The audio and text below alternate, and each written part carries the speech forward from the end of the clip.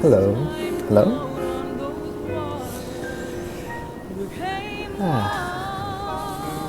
Hope everyone can hear this.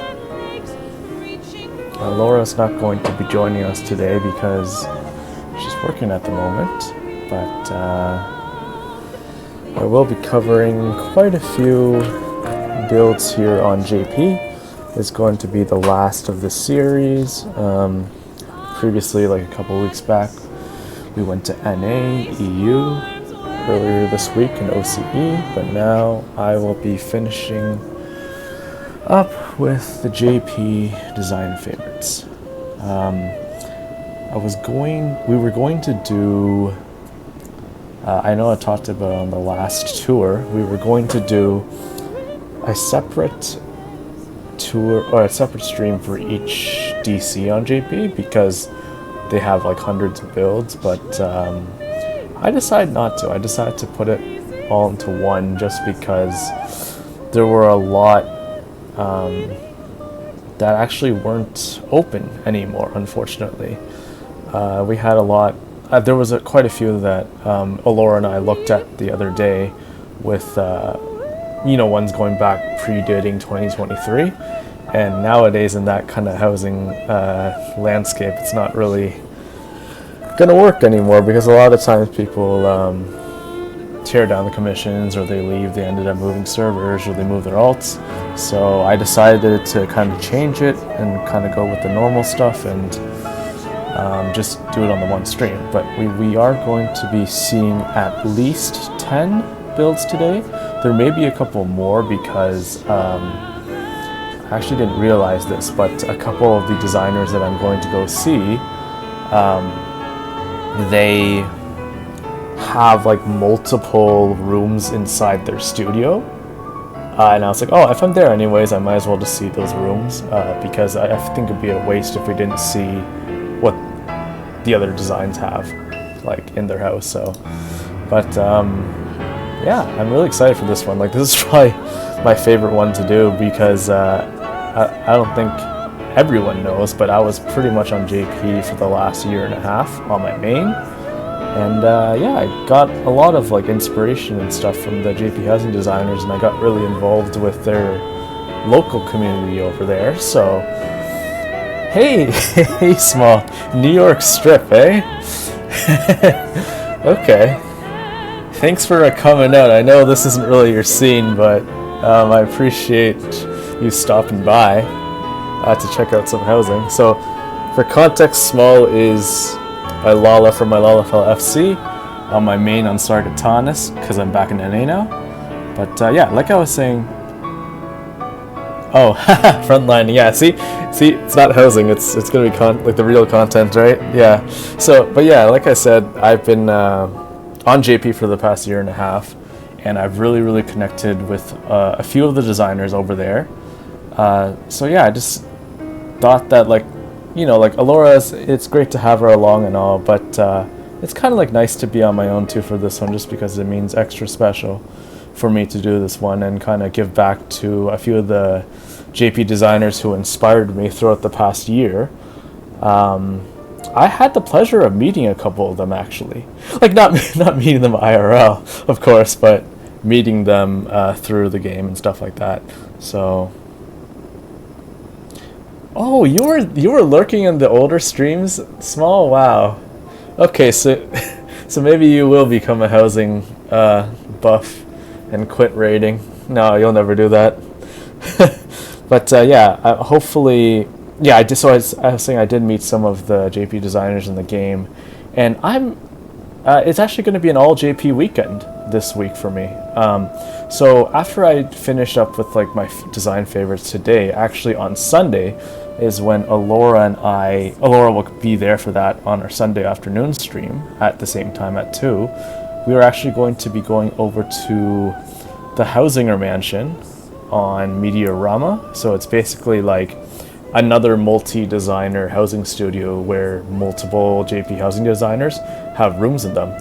And they actually just released their 9th rotation theme.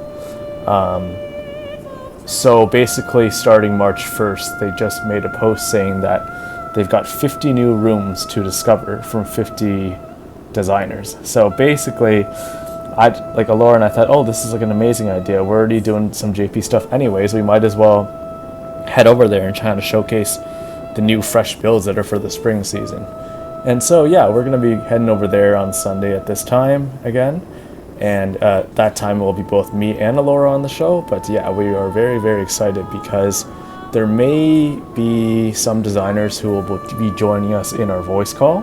So I talked to a few of them earlier this week, and a couple of them are pretty excited. They actually got a long weekend right now. I'm not sure what holiday they have, but a couple of them have a long weekend, so they're going to be off the following day on Monday. So their time zones will match with ours. So even if they can't join in the voice call, they'll definitely be there.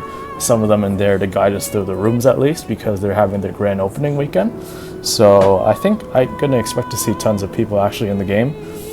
But yeah, like I said, I'm gonna see if I can try to get at least one of them with like the basic English that they know, to try to get them on like stream at least, just to kind of hear the perspective on things. But yeah, it's gonna be super, super exciting, like for today, and then also on Sunday as well, is kind of like our big event. So yeah, I'm hoping that you guys come check it out, or like lurk, because I think most housing people kind of lurk anyways. So yeah, without further ado, I'm just gonna start this tour now. If you guys want, you can join me in game, or you can just follow along on stream. I actually posted a status on my X. I'll just put it here. This is kind of like where all the addresses are, so let me just...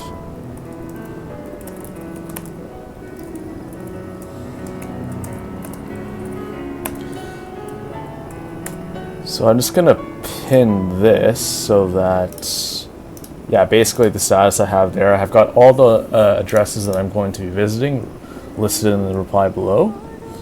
There's about 10 posts, but like I said earlier, we might go to more than 10 just because there's going to be multiple studios in certain houses. So yeah, so I'm just going to kind of go left to right. I'm going to go start at Elemental, go over to Gaia, then to Mana, and then finally ending on Meteor. So yeah, we just kind of got builds like throughout the 4 DCs on JP. But yeah, without further ado, let me start now with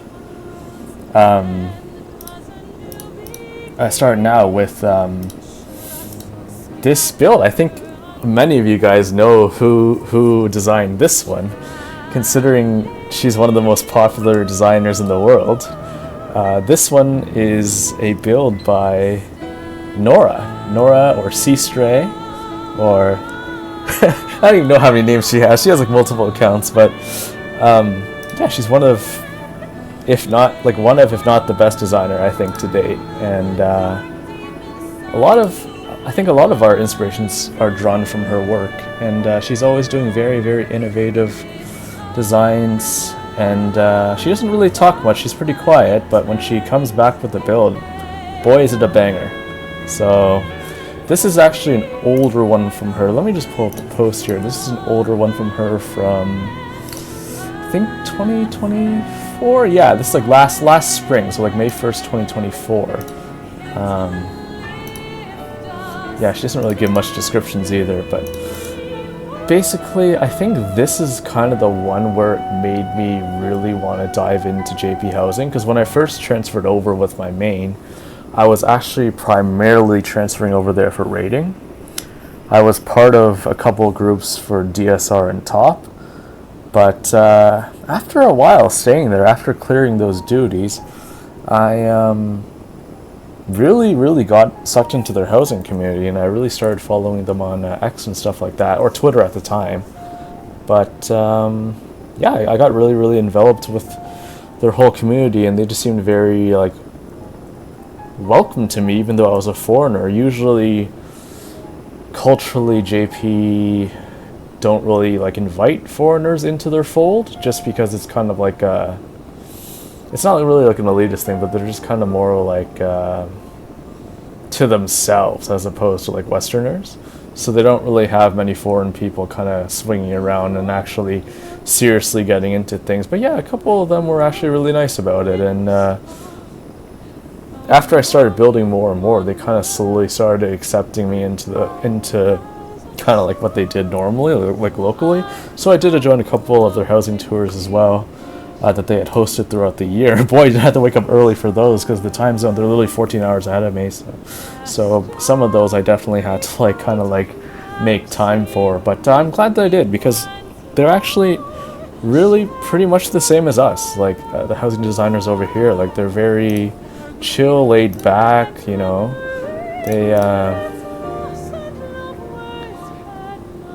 They don't really have... Oh, Teak, sorry, I didn't see you come in there. Thank you so much. But yes, this is very beautiful. This is this one. This is, like I was saying, Teak, this is the one that really got me into building really hardcore in JP. But yeah, like I said, like they really are just like us. They're very chill, very laid back. A bit on the quieter side because, like I said, culturally they're very reserved compared to Westerners. But you know how much I like to talk. I definitely broke them out of the shell just by pestering them, so. But no, like of course I wasn't that annoying. They probably would have just like kicked me, right? But I think nowadays they can just kick you from the house, but they can't kick me from social media, right? Unless they block me, and I don't think they want to do that. So, but anyways, but yeah, like I said, like I feel like I really gained a sense of like community over there. It was kind of lonely because I didn't see all of your faces and I wasn't streaming at the time. So of course, like I was kind of like pretty disconnected from you all, and I don't know. I just really like found like a little place in there and to call home, kind of like, so to speak. And yeah, that's why I'm really, really proud to show off the designs that really inspired me throughout much of 2024 and spilling into earlier this year as well. Now that I'm back on NA with my main though, I kind of still look at them from afar, still kind of draw inspiration from them, but I'm definitely more focused in kind of an international brand now. I don't really see JP as like a really, like I guess like strangers or something. Like I don't really see them as like, oh, they're like just like gods, even though a lot of them are pretty much gods at this point for housing and stuff, but no, I'm just really glad to like kind of bridge that gap, and I hope to do more and more streams over here as well, just to kind of make everyone a bit more relaxed. And you know, it's okay to be able to like share ideas and talk with one another and not just have such segmented regions. So so I guess I should really say without further ado now, but I feel like I'm gonna get cut off again by myself. So yeah, or Teague, yeah, there are a lot of very inspirational builds over on JP. Yeah, Teague's absolutely right. I think a lot of times like we pretty much looked up to JP and kind of emulated how they were building and kind of implemented into NE and EU. But now that I've seen several times over and over again, I've seen that some JP designers are emulating EU and NA. I think EU especially. I believe Saran and I were speaking about this last Sunday about how Arano, an EU designer, was one of the people who kind of made like those glass awnings a thing. And I recently started seeing that a lot over in JP, where they're doing similar effects, but like changing the type of awning on the top of the windows. So I think that was like really cool, and I just hope that more and more like people are just becoming more interconnected and sharing their ideas and not just being so like separate from everyone. Like it's just really nice to see that. Like I feel that it is getting a bit better, like maybe because I'm making a push for it to get better, but I know there was kind of like a dark period, and maybe still now with the whole algorithm thing, how like they're not really picking up Western builds, and like the JP ones are just flying off the handle, right? With like how much coverage they're getting. But I really, really hope that with these streams and the upcoming ones that I'm going to be doing, I'm going to try to balance that out a bit so that at least like they kind of know we exist, right? We're not just these random bots in another region. And I hope they really draw some inspiration for us as well, because it just makes everyone better as a community, that if we all share ideas and we're not all just like isolated to ourselves. But yeah, enough me talking. Let's actually dive into this build. So this build here with Nora C, like I could have picked a plethora of ones that she had all throughout the year that are absolutely amazing. But this is the one that really stuck out to me personally the most, because this was basically the one that got me saying, I really got to build here. I really, really like that they make builds that are not just modern, they make immersive styles. This one caught me off guard. I got to admit, I was kind of tearing up a bit and kind of emotional when I saw this. So it's just because like I personally like to do these kind of scenescapes as well, like just very beautiful, very calming with calm orchestrions, and that's really the reason I picked this one out of all of them. Teak saying, "Oh yeah, my tweets the last few months get nowhere. It could just be me though." No, it's not you. It's literally everyone. There's so many talented like Western designers, and for some reason, it's not getting picked up. Like, I hope JP isn't botting. I don't think they are. I really think it's just, I don't know what it is. It might just be X messing with everything. Danny says, "I'm here, but it's muted while I finish this VOD real quick." Yeah, I think I saw like a brief message pop up on Discord, but I couldn't read it because there was like a lot of people messaging me like, "No, I gotta ignore all you guys just for the next few hours because I have to like focus and like stop like rambling." Right? Like, this is funny. I'm rambling even when Alora's not here. But think of how long you guys would be trapped here if Alora was here. but yeah, as I was continuing on, I really appreciate the scenescape, and it's just like, look at all the clutter she has around here. All the clutter, despite all the clutter, it's still very beautiful. That's the part that I don't understand how Nora thinks this way, because it's just like her understanding of perception, like distance perception, is immaculate. It's just like, how do you have all of this clutter and all of this randomized clutter lighting at the bottom, yet still have a very pronounced sky? Like, that's basically the first thing I looked at when I walked in here. It was the sky. Yet all the items are at the ground level, which is just insane to me. And yeah, I just kind of want to like, I guess like walk around a bit in here and just kind of like really like show you like how detailed it actually is. Sorry, my graphics aren't like the highest, but like you can see kind of choppiness, but like, look how many like philosopher's stone tables and like flowers and wisps that she put in here. Comes even some salt and pepper shakers. That's the kind of a weird one, but it works. And then all the pots and the table lanterns and everything. And then just the clutter of like the books and stuff like that. I'm actually really shocked how she thinks like this.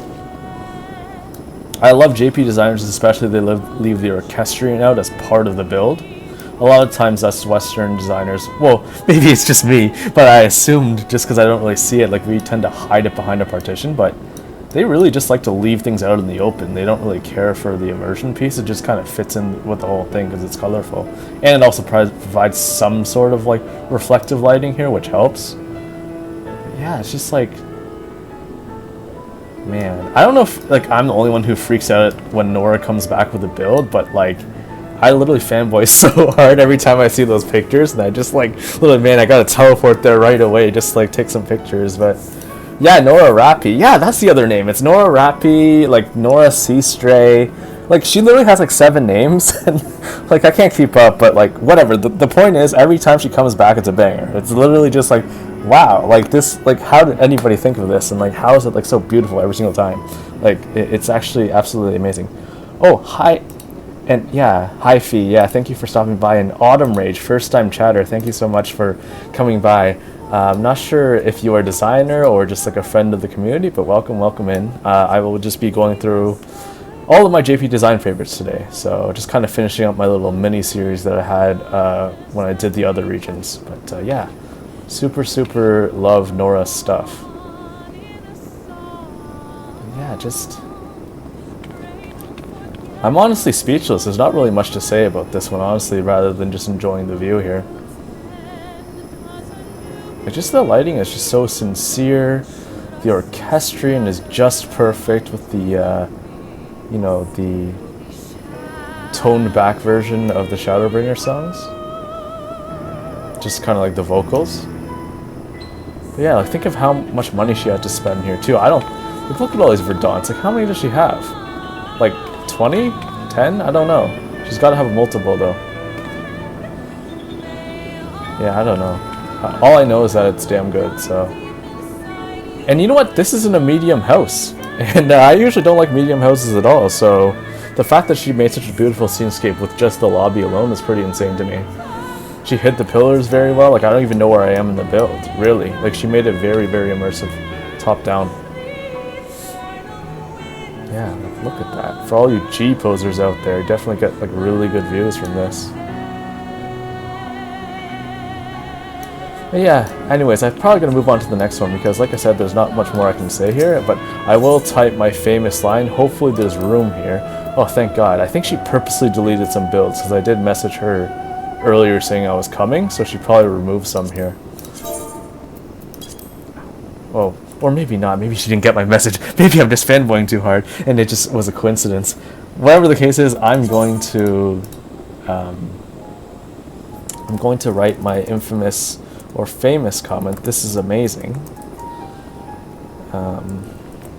This is what Laura and I have started writing for every JP build. Just because we don't really have the time to write like a full, like, drawn out paragraph, and they probably wouldn't understand us anyway. So this is amazing. I'm pretty sure they'll understand what that means. So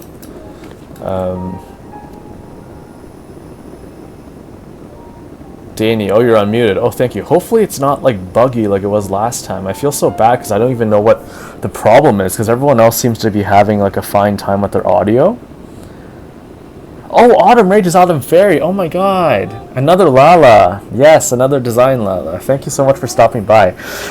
Yeah, I know I kind of like spammed a few of you guys today with this JP thing, but I was just really, really excited with this one particularly just because of my history with them. So Fee says, I use their Kugani build as inspiration for my Thavnir build. Oh yeah. So Fee is on Midgard Sormer, like her main, and she recently built a Thavnir build that literally looks like Radz-at-Han. It was kind of like Saran's build, kind of, where it was just like, wow, it literally looks like a part of the city, like they could have put into the game. Like that's how immersive it was. But yeah, that's cool. I didn't know Nora had a Kugani one, or unless you're talking about someone else, because I just kind of like see Nora, it's like, oh yeah, like I just click like as soon as I see it. So yeah, let's head on to the next one though. Where is that next one? I'm just going down my list here. The next one is a build by Tauntaun over on Gaia. So I am just going to put a little transitionary screen up just as I transfer over there.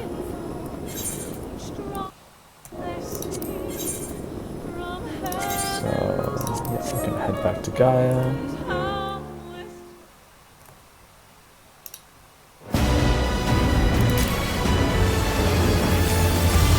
That was the only build that we had for Elemental. The rest of them have multiple designs on each data center. So yeah, I'm just gonna head back to my home DC and just transfer right over to Gaia Alexander. How about before I go there, let me just kind of post her link so you guys can see exactly where she is.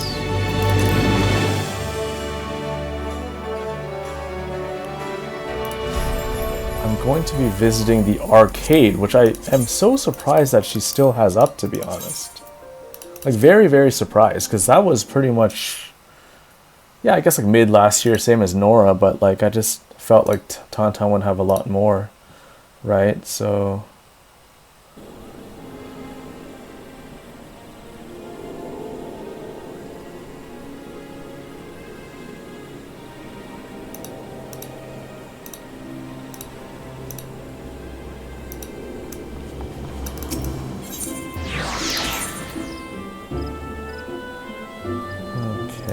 Alexander.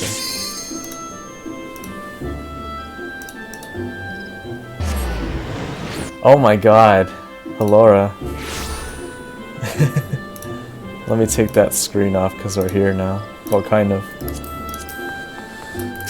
Alright. Where is Tauntaun's?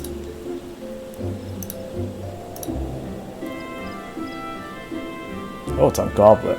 Ward 18, plot 11.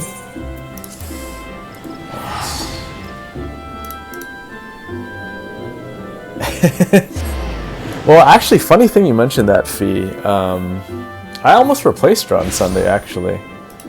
Saran was becoming a very good candidate because it just seemed like she was providing a lot more insight than Alora. So, yeah. That happened, but then I guess you saw Alora again on Wednesday, so I guess it all worked out in the end. Alright, Tauntaun House. I don't know if any of you guys saw the arcade that she built last year, but I thought it was just like, wow. Like, and this was before Dawn Trail, I believe, or like right when Dawn Trail happened. I don't know exactly when it was, but I just thought it was really, really, the build was very profound. When I saw it, I was like, wow, this is actually really insane that nobody's ever really done like a full-fledged arcade before.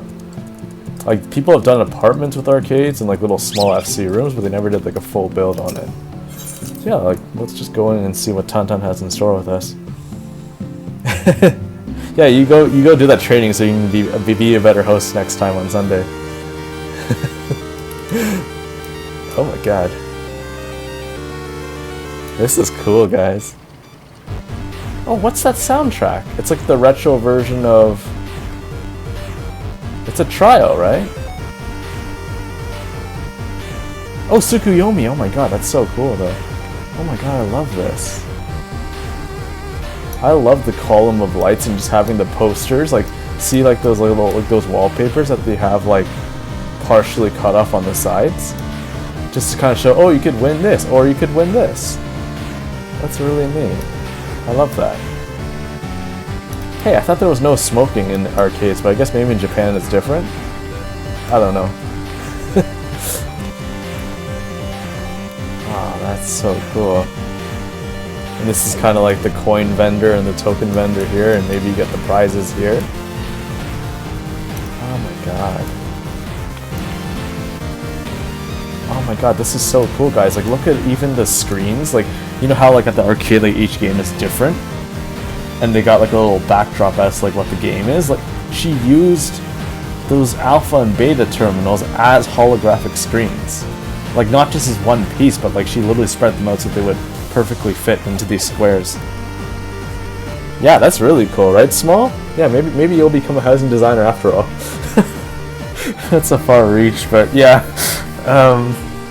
Oh, hey Zakuro, hey Zarya, one of my longtime friends from the game from years ago when I started on Fairy. But yeah, thank you so much for dropping by, Zarya. I haven't like seen or like spoke with you in like a really long time. I'm just glad that everything's pretty okay now, right? So yeah, definitely a sweet place, Autumn. Even to this is what people usually use for DJ sets, right? Like with the Churigon's Essentials, they usually have these for like the little DJ knobs, and like they have a little wheel for the DJ disc, right? But she used them differently here, and then same with here as well. I don't know what she used here though. What are these little red knobs from? I don't even know what items these are, if anyone could tell me. But yeah, she's got like joysticks here. It's complete, like each layout is completely different, which is insane. Like, it's not just the generic one formula for all three of them. It's 3 separate layouts for buttons. That's really neat. Wow. And same with like just how they even look down here, turning the casts to the side, like rotating them to make them look different. Wow. Cool stuff. I know, people are very creative. This is really, really fun to see. And the music is really, really fitting as well. Very, very retro. Wow. Oh, and then you got the godforsaken DDR here. This is amazing. Should I just start breaking out into dance now?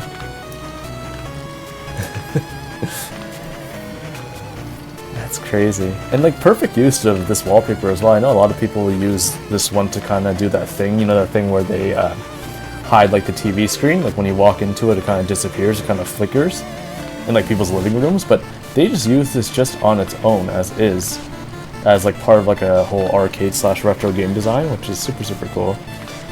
And then using also like the speakers too, using like, again, the sides of the casts as well, just for like layering. Oh my god, what's this little gem here? Wow. Wow, wow, wow. There's a lot going on here. This is like a fish shank. See the edge of the trim here? It's just, that's how you get that little effect going on. And I think they have like a the King's Crown item behind it. You know, the big chandelier from what's it? Not chandelier, but that tabletop from Fall Guys. That's why you see like the kind of like retro bits emanating from it, and that's where you get like the massive lighting that's coming out of that. She put it directly inside of this so that, oh wow, that's cool. And probably even below too, one's floated below here, because look, it's coming up from below as well. The same particles. That is so cool. I think this is probably the best arcade I've ever seen in the game. Seriously. I mean, if you guys want to correct me and show me another one, but holy crap. This is nuts. Ooh, I didn't even notice the little ceiling here. I'm glad she didn't use it for the entire ceiling though. They got some like carpet rugs up here dyed black, but I'm glad she only used it for here, because I feel like this is kind of like the main event, and it kind of matches the DDR pads that you stand on with the actual ceiling. And then of course I think these are like the gold saucer cactuars, like those lights coming out there. Wow, that is really cool, guys. I'm guessing these are kind of like leaderboards maybe, or like kind of like poster arts, like who's on top.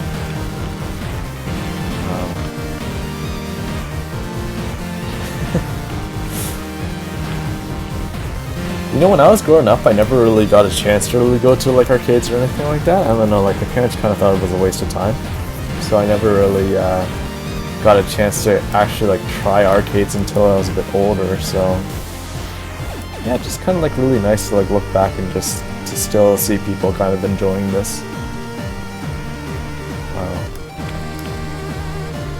super cool. Now I'm gonna have to leave like a really nice comment in there again, something very descriptive. Yeah, I think this is perfect. Amazing stuff, Tantan. I hope Tantan sees this, honestly. I did link her post here, so you know, if she doesn't see it, whatever. I really enjoyed either way, so. Oh my god, I didn't even notice it until I looked here. She's using the back of what? Is that the trumpet case, I think? Or no, it's the painter sets. Look at that. She's using the back of the cover of the painter sets as kind of like the tops of these arcade. Wow. That's cool.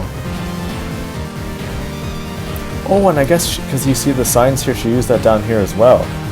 So they can see like the writing on it. They're kind of like where the I guess the coins render from. That's a really neat little thing that I didn't notice. But yeah, I don't know about the smoking policy, Tauntaun, if you can tell me what it's like in Japan. Maybe arcades are just more like bougie over there.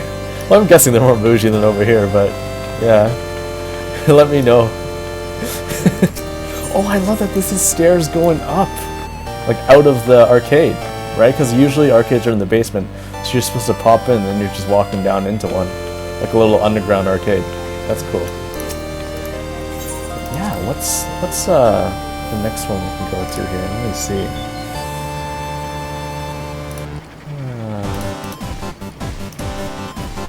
The next one is actually by another legend.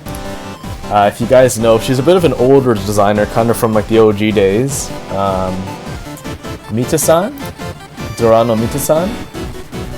Her main is on Durandal. She's the one who's famous for making those kind of like outdoor scenes, like kind of like the outdoor buildings, the outdoor night markets. I think if I link it here, you guys will know what I'm talking about. But that's where I'm going next, and we are going over to Durandal to see the Windows Side Coffee Shop. So yeah, let's just head on over there to Mist. Oh, hey, Legloom. Man, I haven't seen you in such a long time, Legloom. Yeah, I thought you'd enjoy this. I didn't mean to bother you after all this time, but I just remember that you used to come out to like a lot of like Noah's housing streams and stuff like that, so I just thought, oh, you know what, maybe you might be a bit interested. And yeah, I haven't spoken to you in forever, so I hope everything is going really well. I remember still, like it really meant a lot to me when I was still a very early, like junior like designer when I first started. I remember that you came by to my build on Sargatanis literally like 2 years ago. It was like an Emerald build, and like I was like, oh my god, like someone actually likes likes this build. I was so like not confident before about things. I'm still kind of like not like that, not super confident as well, but especially then when I didn't know how to like do certain like tricks and stuff, and there was not much floating going on, I was like, wow, like someone actually likes this. And then I kind of thought, oh, maybe I can get more into this, maybe, you know, and then here I am. So not really building much these days, but I am at least enjoying visiting and talking about it. Yeah, that was like over 2 years ago. I think that was like, I don't know, that was like March 2023 or something like that. It was crazy. But yeah, let's go to Mita-san's build here. Oh, this one's absolutely beautiful, guys. I think you guys have probably seen it before, but she uses this hashtag here. Maybe you'll recognize this. Madogiwa Club. I'm sure you'll know once we poured into there, but definitely one of my inspirations this one here, to be making those kind of scenescapes. Because I got a lot of the ideas from like how she like paired buildings together and like how she geometrically fit them on a wall. Because I think she's one of the best at it. So a comment created a housing monster. Yeah, it is true, Fee, because like I'm literally an ultimate raider, so the fact that I went from raiding all into housing was pretty crazy, the extreme. So yeah, but no, I'm really glad that I found the housing community, and like I said, everyone's been very supportive. Like for the most part, most people have been supportive. You're always going to get those bad apples kind of here and there that kind of try to put some clouds up, you know, but you know, I'm still here, so I guess that says something. It wasn't easy, that's for sure. I had a lot of like troubled times, especially last year. I was very in my own head about a lot of what I should be doing with housing, but yeah, I seem to have bounced back pretty well, and things have been going very well this year, so yeah. Oh yeah, this is one of those things, guys, it's super dark here, but a lot of JP designers, they do not care about your immersion when you come in. They'll literally have like an empty lobby, but the real stuff is downstairs. So let's just, oh, if I can even find it, let's just head down there. Oh my god, I'm gonna slowly walk now. Look at this, guys.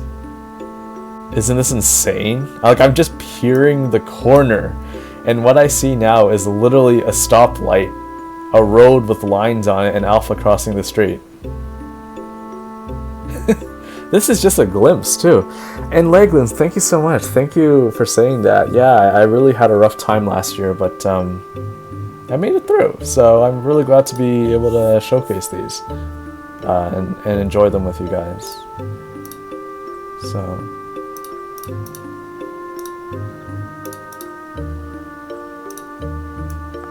oh my god. Like, look at this, guys. Isn't this insane? Let me turn the camera tilt so you can see like like how vast this is. Oh shit! Gotta mute those. I hope that will help. Yeah, you got that message. I hope you're not saying wow because you saw the message come up, but I had to mute the conversation because I didn't realize Discord messages popped up like that. I gotta find a way to turn that off somehow because I think you guys can hear that too. Yeah, this is nuts. Look both ways before I cross the street. And then even the subtlety of just like the lamppost, you know, kind of like showing nighttime vibes, and then like you got the stone patio and the stone, like the flooring changes every time you get closer to the building. Like this is kind of like the sidewalk, right? And then like you're going in towards the store, so the tiles change themselves as well.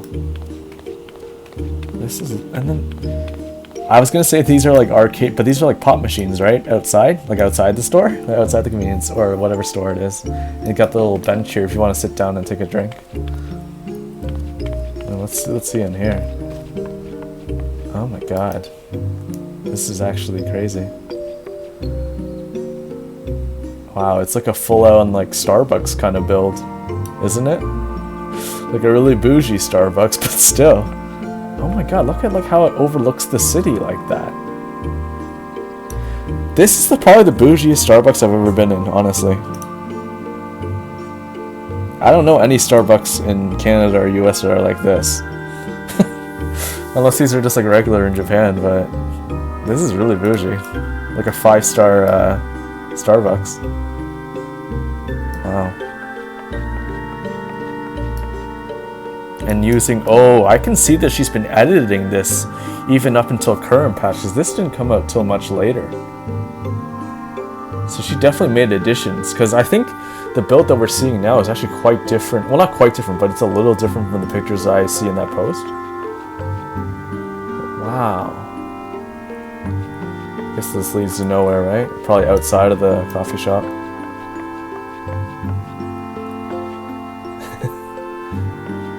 This is so cool.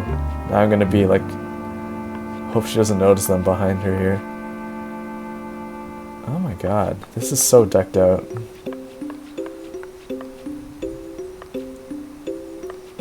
Got a little cute like book nook area too, like in a lot of like Asian cafes they usually have like a little like book / game area. Kind of, you remember like bubble tea places? They usually have like kind of like a cute little like games room or like a book corner where people like read manga and stuff. She also included that here as well with the whole bookshelf, and also having these little cute little wallpapers to go along with the menu here as well. But yeah, it's like you can just like sit back and read a book. I don't have the read emote, sorry guys. But yeah, this is really cool that she included this little corner to represent that. Because you don't really see that in Western, like you wouldn't see it in a Starbucks. You wouldn't just see some like random like book corner. Like you'd have tables of people reading and on the like MacBooks and stuff, but you wouldn't have an actual like manga specific corner. That's really neat. Yeah, she definitely updated this. She's got the new portraits from 7.1. And the music from Juno, right? This is the Alliance Raid music, I think. So...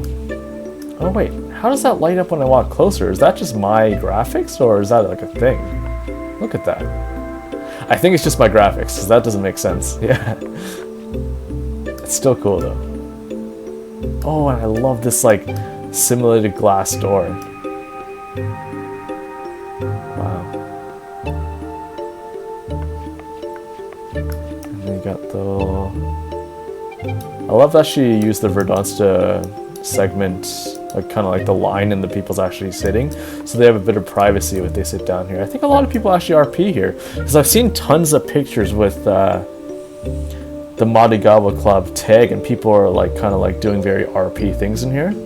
Like they're pretending to be like a server, they're pretending to sit down and like have a little party with their friends and stuff like that.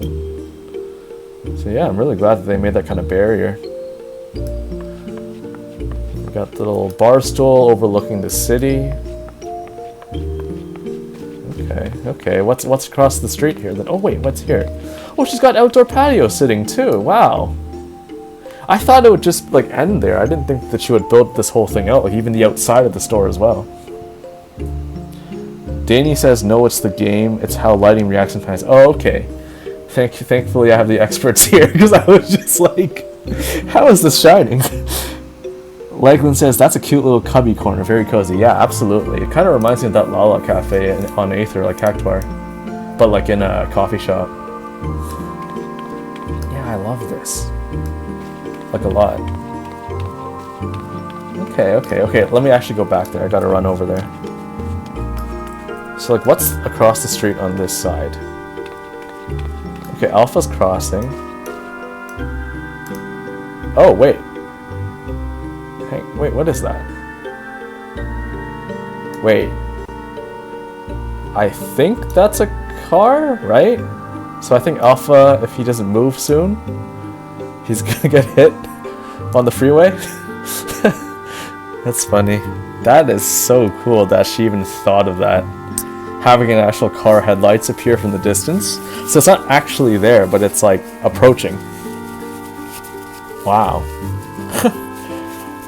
I don't know what it means in Japan, but I'm assuming this is like an HOV lane, or I guess the cars go, right? Because like I know, like at least where I live, this means HOV lane on the freeway. But I guess it's just signifying that it's a road. Oh my god. That's cool. So I just wonder if I run towards the car. Okay, yeah, it is just headlights. Still really cool though. Oh my god. But look at the city though. Look how grand that looks. Wow. Wow, wow, wow. And I love the Gubu lights. It really matches that warm aesthetic. Nothing too bright, nothing too in your face, but like just enough to have that kind of nighttime, kind of nightlife kind of glow. And then kind of pair it congruently with like kind of how warm the upper building parts look as well, and the kind of like sparkling gold bits here. Wow. Nice stuff. Yeah, if you guys know before when I made similar builds, like I had a couple near builds that are kind of had like the lockers, that's kind of where I got the idea from her. And then kind of like some of my Amrat scenescapes as well, just like kind of how she offset them to make them kind of a bit more poppy and not such like a flat surface.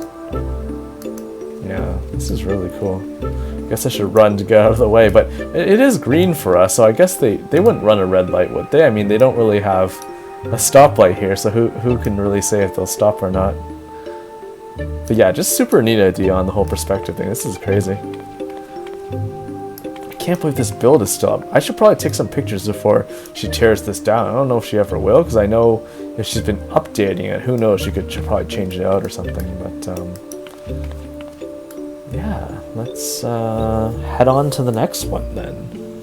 I'm actually going through these pretty fast. I guess Alora not being here might be a blessing. You guys won't be trapped for long. Let's see.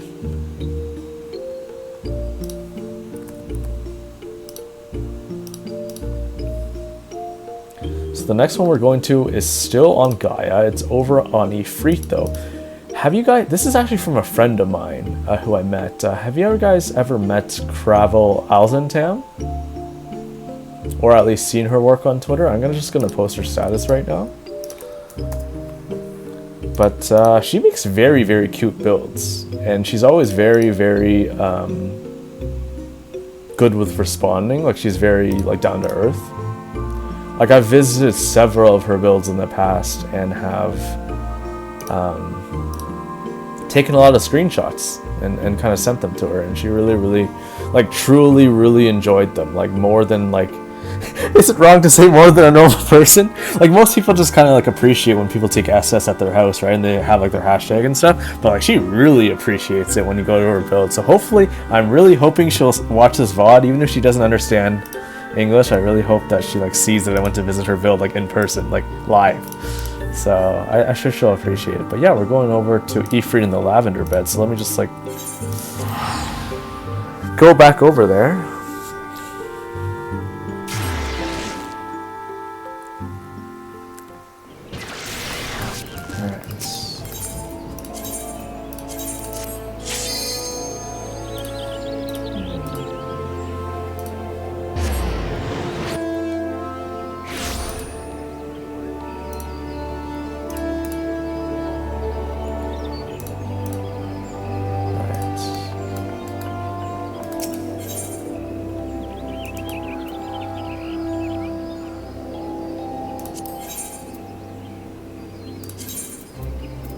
Where are we getting into now?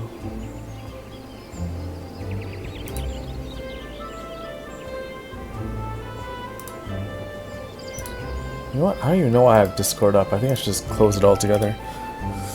Because I usually have it up because usually Alora's in the call with me, so yeah, we can just get rid of those notifications altogether. Let's see. Where are we going again?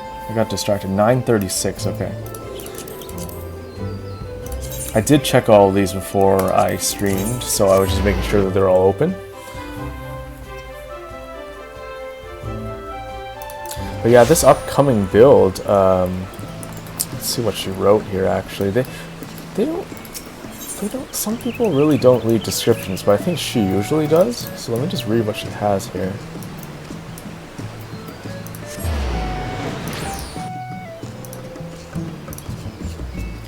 She says it's a cafe in the forest. I imagine a cafe where you can relax while feeling the nature and light. Okay. She's built many cafes, so I'm sure it's going to be really good.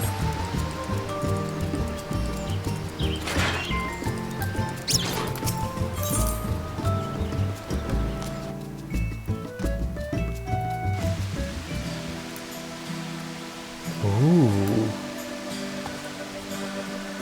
Oh my god, she used that old ARR music. This is epic. Wow.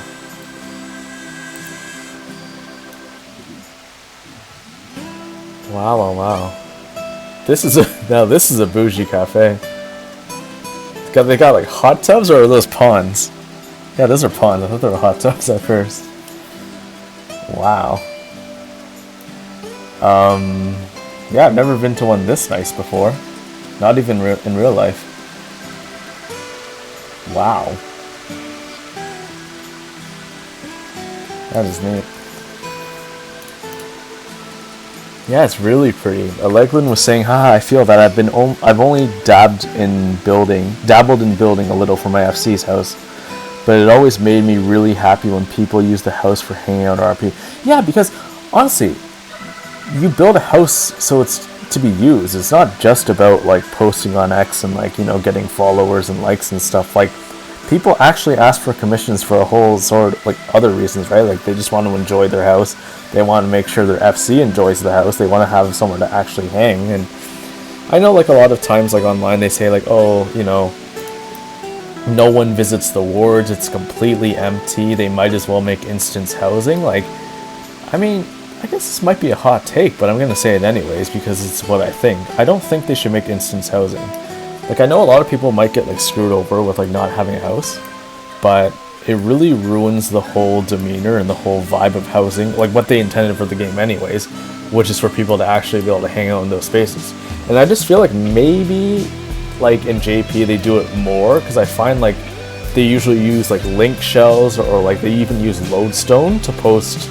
Like, they have meetups, they use the what's that thing in the game, like the fellowship thing, they use that extensively to actually meet up with people and actually have in-game events. So I think it's more like an NA and EU thing, where like people don't really think that people actually hang out in the wards, but they actually do. Like for as long as I was there, like they really like made events and people actually met up in game. So yeah,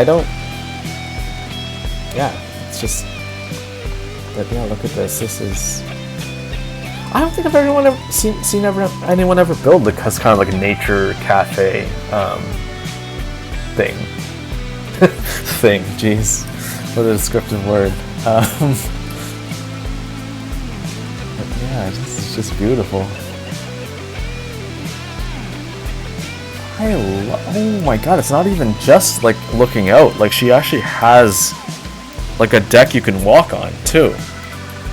What? And you don't have to jump across, you can just walk across. That's cool.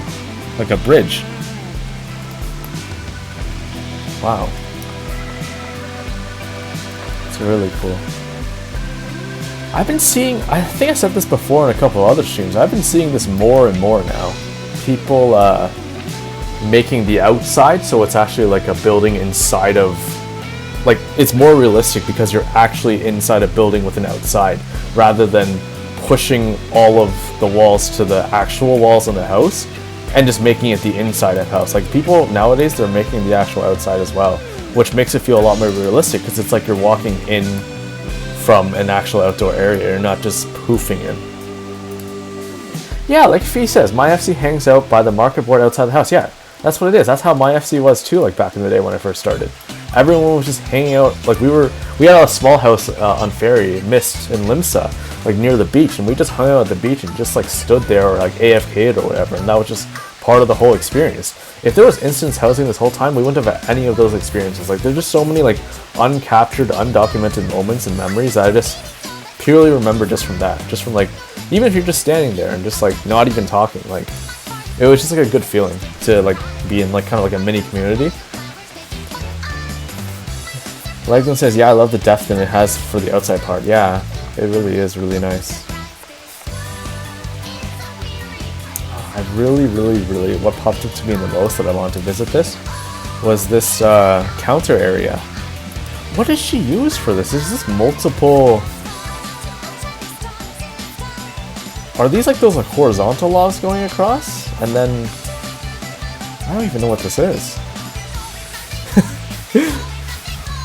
I'm sure you guys will know what this is, but this is really cool. I'm assuming it's multiple logs. I can kind of see the edges of them here. But yeah, but wow, to stack them together, it makes like a really nice effect, because it's not...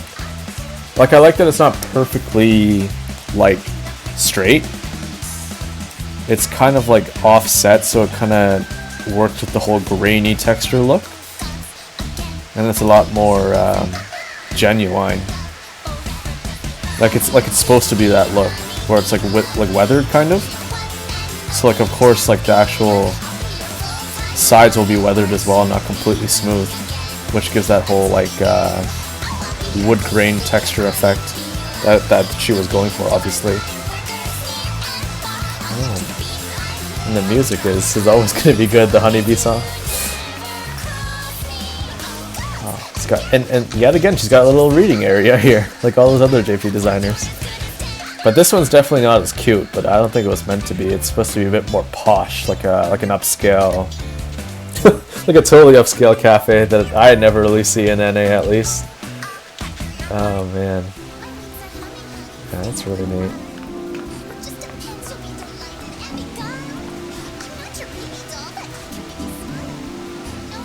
Maybe I should make a cafe. I keep seeing people use this item everywhere. I'm sure it can be used for other things, but they've been giving us pretty like banger items recently post Dawn Trail.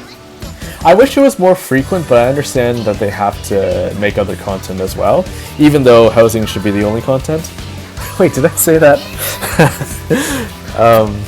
Yeah, it's they've been doing really well, honestly, and being able to use multi-dyes as well for the items and make them a bit more multifunctional than just kind of like forward-facing pieces, because you can even use the backs or the sides of these, and they've got a pretty nice like texture that you can dye to make like custom trims and stuff like that. So yeah, I'm really glad that they're starting to really make them a lot more functional, so you're not like wasting 20 items on one thing. I still want them, I'm going to say this every stream, I still want them to increase the item limit. Because think of how much more people would enjoy this if Cravel had 100 more housing items. She could make this even more detailed than it is. Like, she could probably add some like decorative trim here, or maybe have some like mannequins sitting here or something, you know? I don't know, she could have more of these like signs up maybe, so people could see the menu up here for RP purposes. I just think about little things, even lighting too. She doesn't have to conserve as much on these pockets of lighting. Maybe a couple more waterfalls here, like up here maybe. It would make it look a lot nicer. Like, it already looks nice, but like it would definitely add to it by having more waterfalls up there. Oh wait, Remen, were you here this whole time? You mean I didn't have you muted for 40 minutes? I still think about that, man. I'm so sorry, Rem. If you guys haven't seen the previous Housing Talks, literally when I interviewed Rem last year, he was muted for 40 minutes and nobody heard him, and I was just talking to myself, so... wait, what is that flooring? I don't know what this flooring is. Like, Rem, I don't know names. It was just like what Noko said. Like, by the way, Noko just had his debut housing stream yesterday afternoon, I guess last night in his time. But Nakota just had his debut housing stream. Yeah, you should go check him out, because he's going to be pretty active doing housing content like me. So yeah, it's kind of nice to have people in all regions, like EA, EU, NA, JP. JP I don't see as much. They're a bit more shy and maybe a bit more reserved about their practices, but you know, you never know. One day you'll see some JP designer who can speak both languages and want to stream. I just came while I was doing work. Oh yeah, you know, I should have been there as well today, but I fortunately had the day off, so that's why I decided to do this JP stream today, because I wasn't sure when I was going to get to it. I kind of wanted to wrap up the whole design favorites series eventually. I was originally going to do this with Alora, but I thought You know, it's okay. We're going Sunday anyways to another JP multi-designer house, so it won't matter if she's not here. But I made sure that she was there for OCE. That's why she was with me on Wednesday. So, because that's her home server. What music is playing? I don't know. Some crazy jazz like awesomeness, but is this from Shaloni or is this from like earlier? I don't even know now. I know the first song was from ARR because we used to have that one running in our FC house when I was on Ferry. Oh, now it's the P11S music. Thank God. But yeah, I didn't know what that whole jazzy thing was. I'm assuming it's John Trail music, but I don't know. Yeah, the song before this, it was really nice, but I really don't know.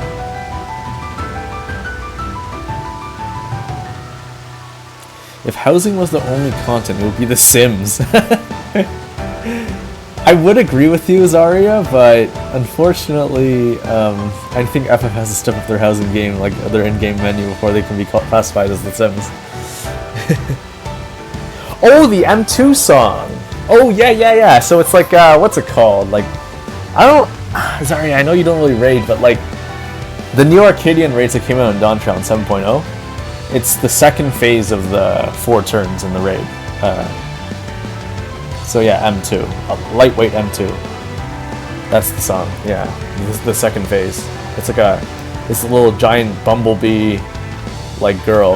And it's like really like colorful, like really, I guess, I mean, I don't know if I should be saying this, well, I guess it doesn't matter. I was gonna say, like, if you really are under the influence or take certain substances and you play that phase, it can be really, really wild, just from all the colors. So, yeah, it's like one of those kind of songs, you know, like those really like positive ones. The idol song, yeah, pretty much like the K-pop idol song. But yeah, always love the P11 song though. Love, love, love. You know how much I love Ashians, love the Ancients, love Elidibus. Emmett will be my forever husband. Ladies, stand in line. It's Emmett first, and then if you can somehow like come close to Emmett, then yeah, I'll marry you. But other than that, I'm sorry, you're gonna have to take a back seat. It's gonna be Emmett. So yeah, let's go on to the next build. Thank you so much, Cravel. I have to say this in person. Hopefully you understand English. If you don't, like, I'll type some Japanese message to you. But yeah, this is really, really good. I really, really like your work, Cravel, and I can't wait to see like the next build that you do. And I will for sure be there to take screenshots. So wait, I have to find the message book. Hey, I can't leave yet. I gotta leave a message for her. Where is the message book? Oh, it's here. Can I even write in it? There's one message left. Did she empty it? No, I can't. Like, she doesn't even know who I am, I think. But there's literally one message left. This is so crazy. I'm definitely gonna give her hearts though, because I love this build. And what's the awesome message I'm gonna leave? I guess this is the best thing I can think of at the time. So, wow. Amazing stuff, Cravel.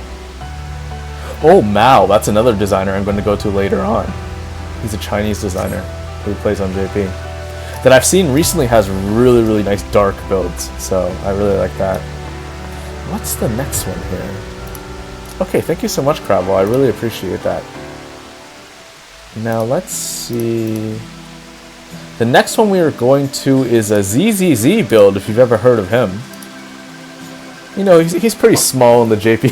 He's a pretty small designer in the JP community. ZZZ. I'm trolling you guys. He's really big, but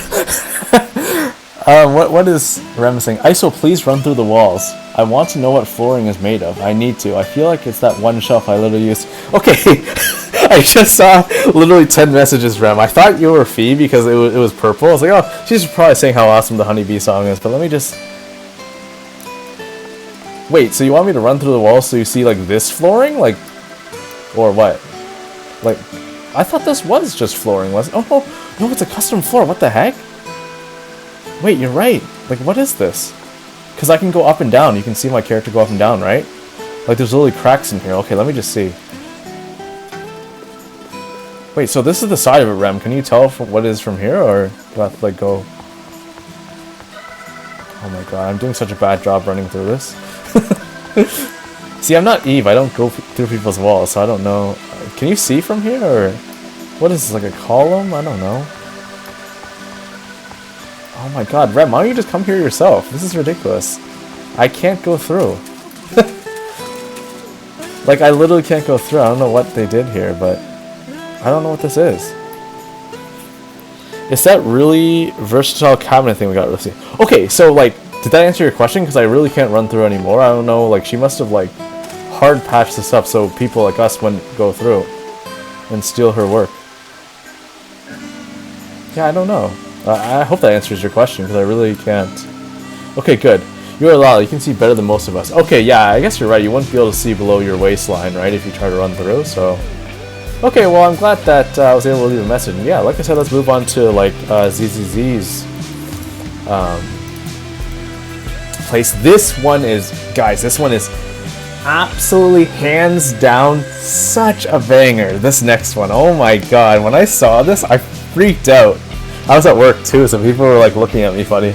Like, I was like, this place is actually insane. Like, ZCC makes really, really realistic builds, but this one is nuts. I'm gonna have to travel to Mana, so I'm gonna have to pull up my transition thing, and I'm gonna head back over. So I can transfer over to Asura. But yeah.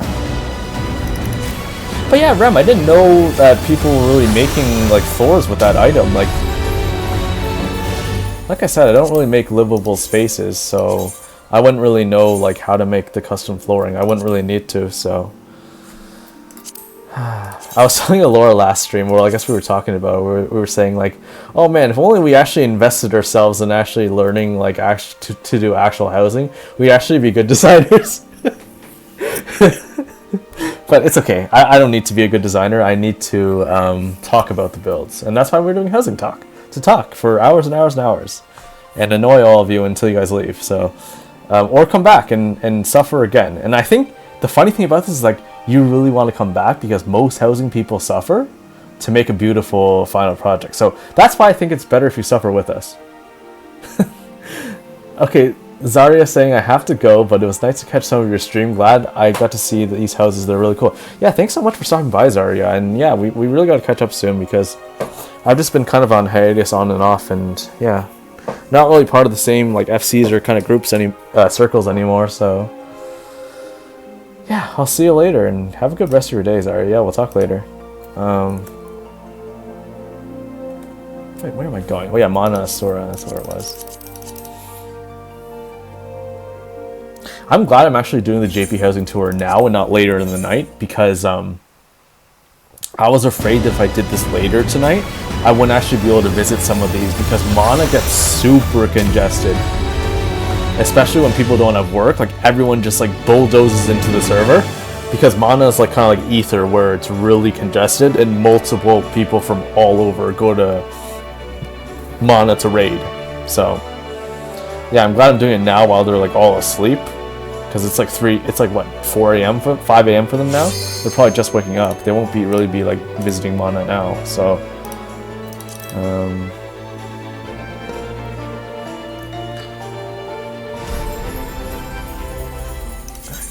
let's head to Asura. Remember's saying, for those curious or would like to know, it was made out of the wall cabinet item. It's super versatile. Okay. That's good. Thank you for sharing that, Rem. I'm glad to have all of you guys in chat who actually know what the items are, because I sure as hell don't.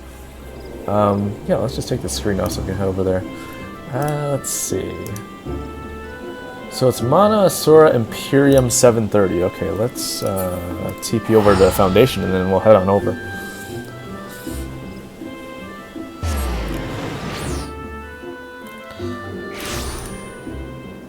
Alright.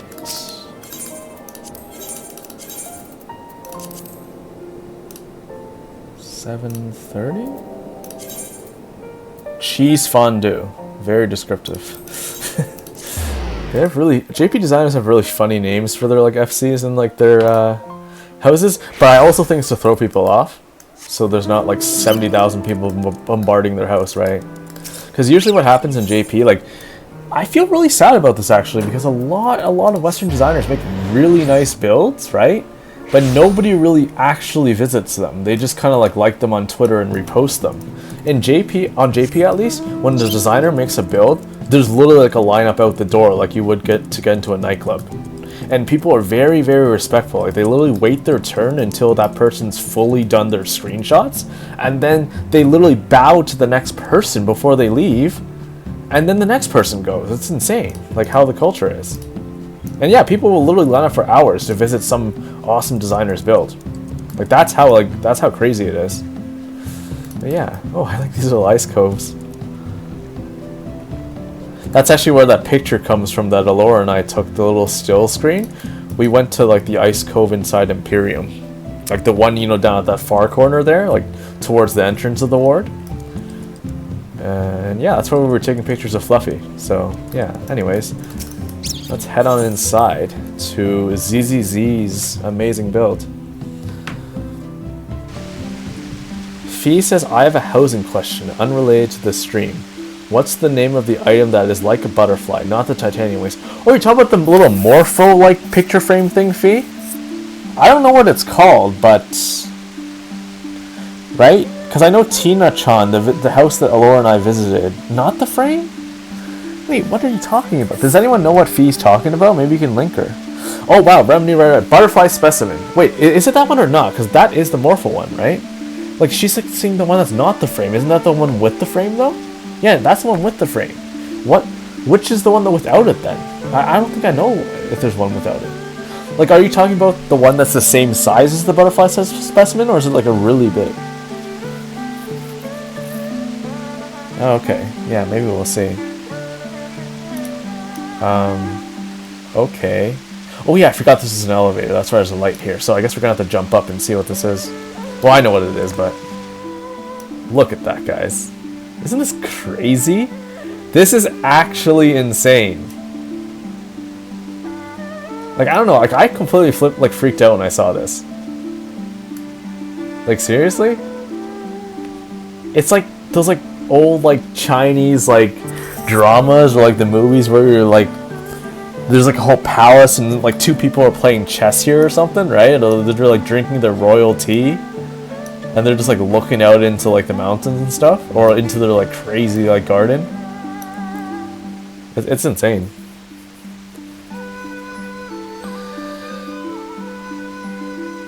You can send me the card link. I don't have it set.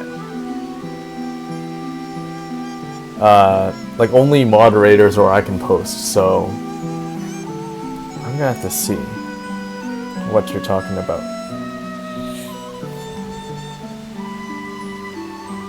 Oh wait, all these people just randomly... Hang on. Wait, I didn't get a message yet from you. Did you already send it?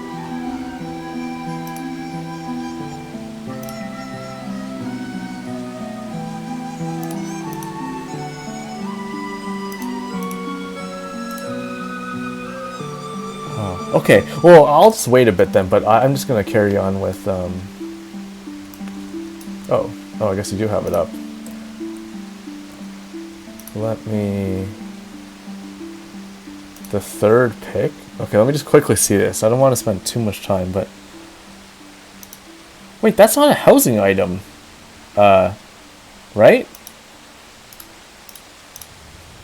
Wait, that is a housing item. What the heck? No, that's not a housing item. It's someone's wings, isn't it? I'm pretty sure Lala's standing there. I can see it. Yeah, I don't think that's a housing item. Okay, let me just post the actual pic in the chat and see if anyone knows what it is. But I'm pretty sure that's just a Lalafell with the morph wings standing like with their back facing the camera. I'm pretty sure. Like it looks like that to me, anyways. Like, don't you see like the head and everything at the top of the picture? I don't know. That's not. I don't think that's a housing item. Whatever, but. If you guys can figure it out, I guess just let Fee know, but until then, I'm going to just continue on with this build. No, it's all good, Fee. No, I just appreciate you coming out. Like, it's not just completely just like me talking. I gotta answer your questions too. It would be boring if it was just me talking. Man, Laura's gonna kill me for not inviting her to this one. But even the side rooms here too for RP purposes, like look, it's a whole like dim sum kind of table, right? And like a little like morning or afternoon tea. And then you got the little, like the very grand master bedroom for like a princess or a prince or something, like a dynasty. That is cool. I love how they use the lily blossoms from that bed and use it as like the lily trees. Oh, I love that effect. It's like the Sakura dropping, right? The music is... Where's this from? Sounds like Baldessian or something. / Stormblood. Wow, I didn't even know the bed frame could be that ornate. Is that like another item put as a head frame? Yeah, I don't think that's an actual thing, right? I think that's another item. There's no way it's that ornate. Yeah. Wow. Super, super cool. Oh, it's part of the bed itself, really? But which bed is this then, Rem? Because I don't think I've ever... Oh yeah, I forgot. I don't use beds ever. Why am I even like asking? Like I literally like when you come. Well, I guess my builds aren't up anymore. But if you ever come to my future builds, I won't have a bed. I won't have a seat for you. You can't doze anywhere. You'll just have to stand there. So.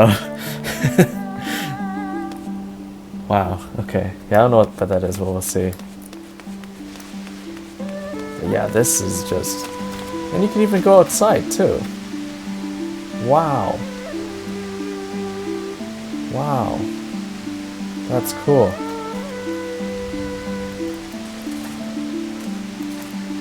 I love this whole mountain scenescape here. That's super, super cool. Oh, royal bed. Okay. I don't think I've ever seen that one before. Oh, I guess I shouldn't have seen this, right?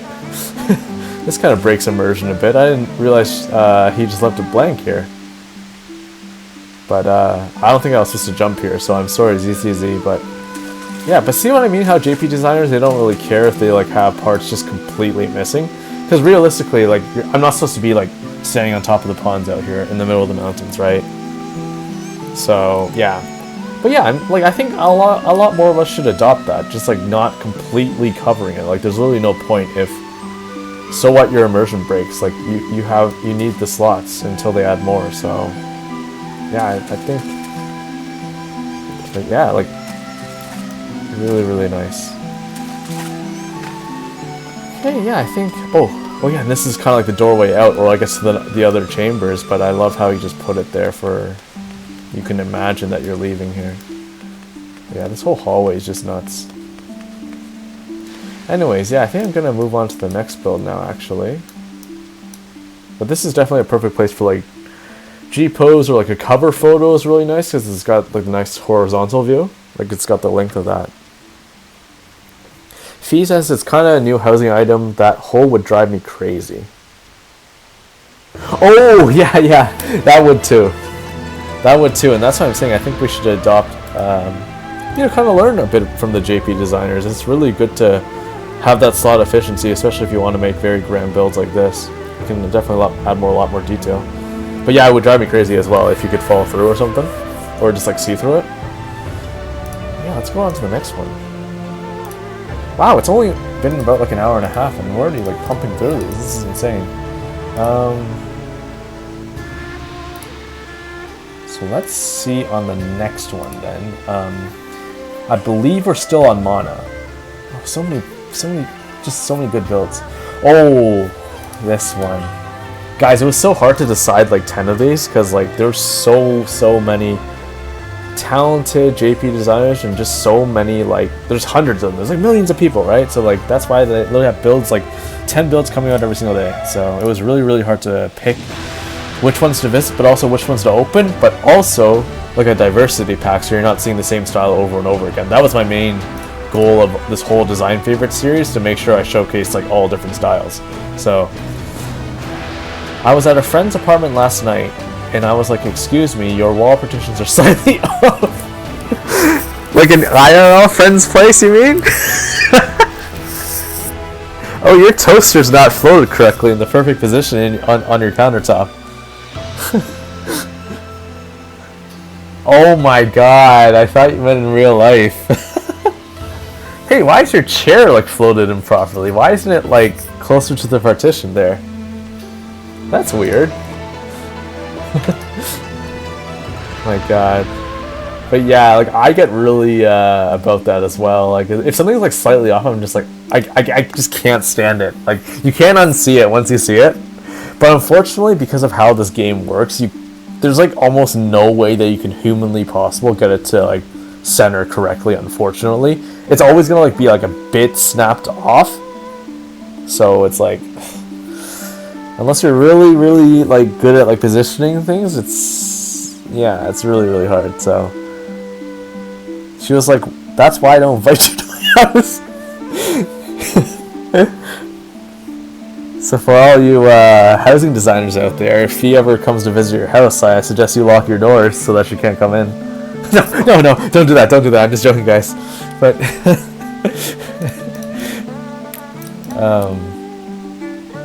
so this next one is actually on Asura as well, but Shirogane. So we're just gonna teleport over there to see. This one's by another friend of mine, actually, Fuji. She posts a lot of dark modern builds on Durando. Like that's her home server. But I think you probably heard of Fuji. Let me just link her status so you guys can see. Go ahead, Fee, leave my stream. You'll never be invited back into a house ever again. Not that I'll be building, but yeah. So that's her status. I don't know if you guys know Fuji or not, but she does. Like I said, she does a lot of dark modern concepts. So this one's, it was a commission that she privatized, but she recently made it open. So I'm glad it's still up right now. Mana Asura Shirogane 6-8. So it's this one right here. Yeah, Night Color. That's the name of the build. So yeah, let's just head on over there.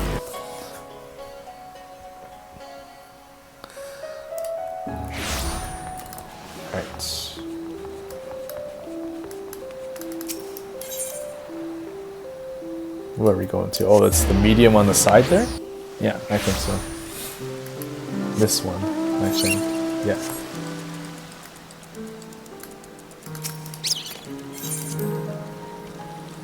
Oof. Let's see what we got here.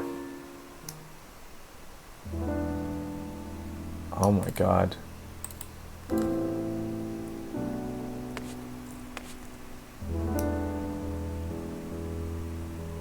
Where's my Amaranth rope, seriously? That is a view. Oh my goodness. Wow. The pictures don't do it justice. This is insane. Wow.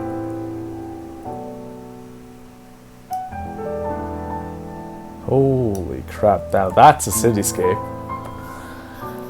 Small says, whoa, that's sick. It's like Manhattan View in New York. Yeah, literally. This is... What? This is why I'm saying small. Like, there's actually so much you can do with housing. Like, as long as, like, you, like, are committed to, like, learning the tricks and stuff, there's a lot you can do to manipulate how it looks. Like, this is just, like... And the music too, it's got the piano orchestrating that you have to purchase from, I believe it's one of the albums you have to physically purchase to get this exact Neath Dark Waters, the Wanderer's Palace edition that plays on Mare in Endwalker.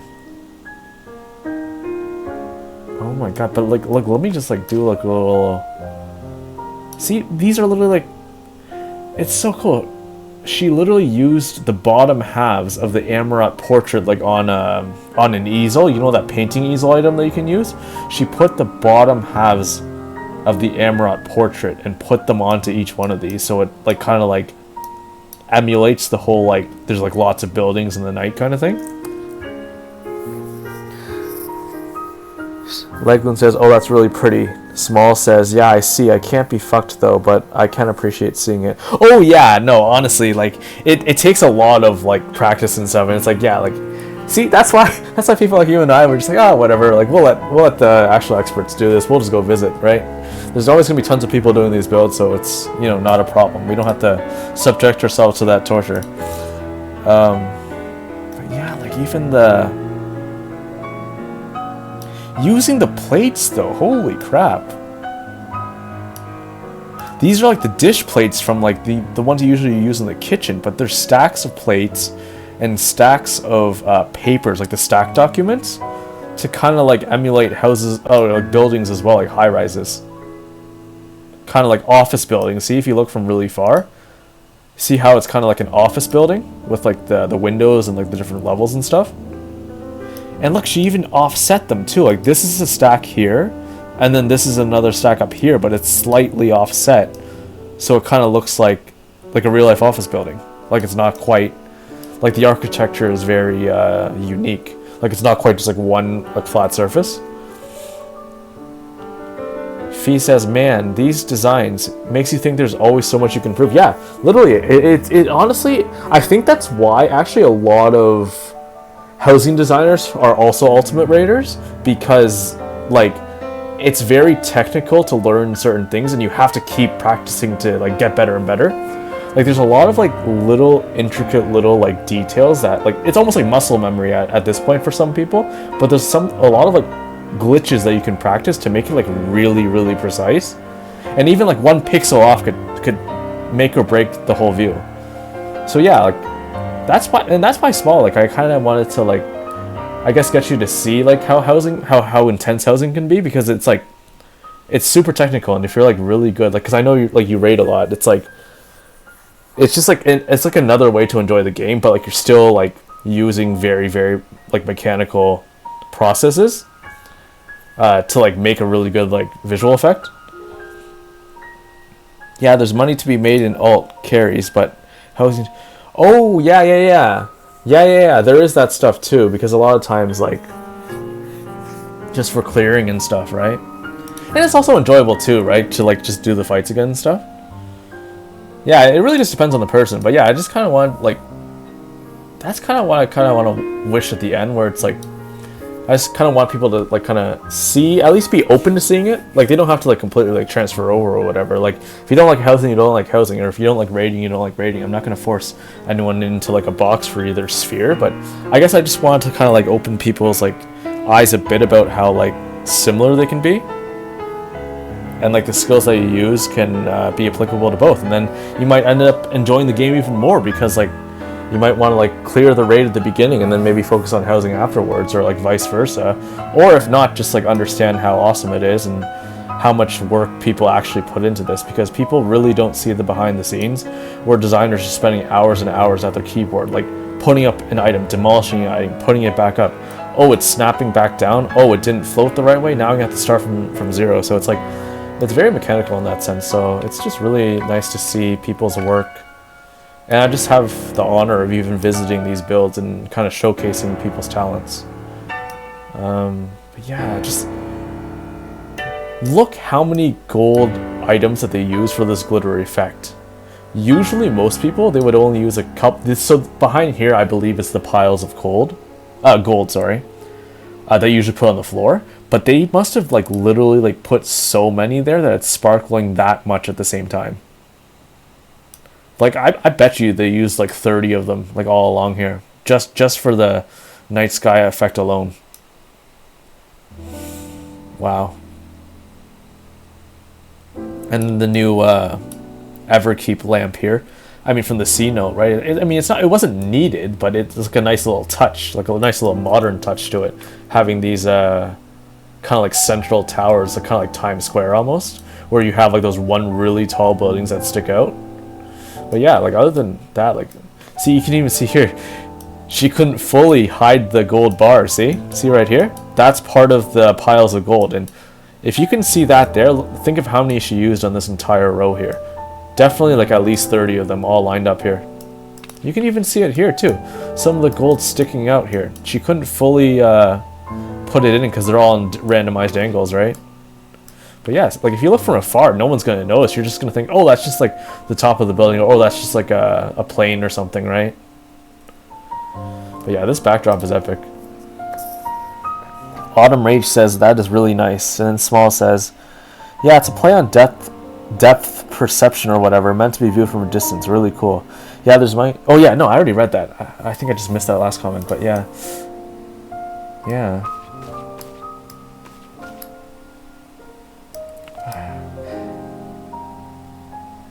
I could gush about this build all day, but I know I gotta move on this. If you guys want to see this for yourself, I did post the status to Fuji's design page there. But yeah, like I said, Fuji makes quite a bit of dark modern builds. She has made other kind of modern builds that are a bit on the lighter side, but her like main thing is making these really dark concepts, which I mean, Alora and I really like this because darkness is our friend, and we usually build on light 0, which is pretty much like the chandelier is off. Speaking of chandeliers, oh my god, I did not notice this until now. Look at that custom chandelier. That's what the new Everkeep Cenote light. I'm like, what? Hang on a second. What is this, though? Like this gold trim here. Does anyone know? Is that another item? Like, what's the whole crystal effect, too? What the heck? This is 3 items, right? It's like, it's got the Cenote light, and then it's got the gold base from something else. I believe maybe it's one of like the flame trophies from PvP, maybe like the base of it, and then I don't know what the crystals are, but that's really cool. It's like a little custom chandelier. Fee says you have to be a housing nerd to notice those small clips. Every person will just be stunned by this. Like, yeah, like it really is true. It's like you have to literally have committed hours and hours into housing to completely just recognize like literally like a sliver of a certain item, because you've just used it so much that you know exactly what all the angles look like. So Xander says, oh, I love that. Oh, thank you so much, Xander, for popping by, and thank you so much again for that. Xander's another Lala from my FC. But I haven't seen Xander in a while because, yeah, Xander, I haven't been on NA for a while. So, but yeah, Xander is, for those of you wondering, because I know Small's here too, Katon Oliver in the Lolly FC. But yeah, really good artist too. I saw your most recent work on the Discord, but I also linked, I replied to that, and I posted the sketch that you drew for me actually on stream. I remember I was streaming Housing Talk towards the end of last year before I had my hiatus, and Xander literally drew a Spriggan like running like an animation, like literally within like an hour or something. It was insane, like while I was streaming, and then he sent it to me later, like literally like a rough draft, and then he sent me like a color draft after that, and I was just like really appreciative. I never ended up using it, Xander, though. I didn't end up using it, but I still kept it saved in my Google Drive because I'll always remember it. That was really nice of you to do. I'll never forget that. That was very wholesome. But yeah, I think I reposted it in the Lolly Discord, but I didn't check back to see whether you saw it or not. I just kind of left it. So, and then I had to prepare for this. So, prepared for this stream. So, oh, I'm not that good. Oh, dude, like when I saw your like rough sketch on the Discord like earlier today, I was like, wow, what do you mean you're not that good? You literally did my sketch in like 2 seconds, man. That was crazy. But yeah, I really appreciate that. But yeah, if anyone could tell me what these chandelier parts will, I really want to know. But if not, whatever, we'll move on. But yeah, this is kind of like the standard stuff with like the divan and like the little cabinets to make like the custom borders of the couch. And then, oh, the neon lights. I still have yet to get one. I've sent out so many retainers, guys, since they came out, and I've yet to find one. Yep. That's amazing. Meanwhile, you see people like this with like literally like 7 of them all in the build.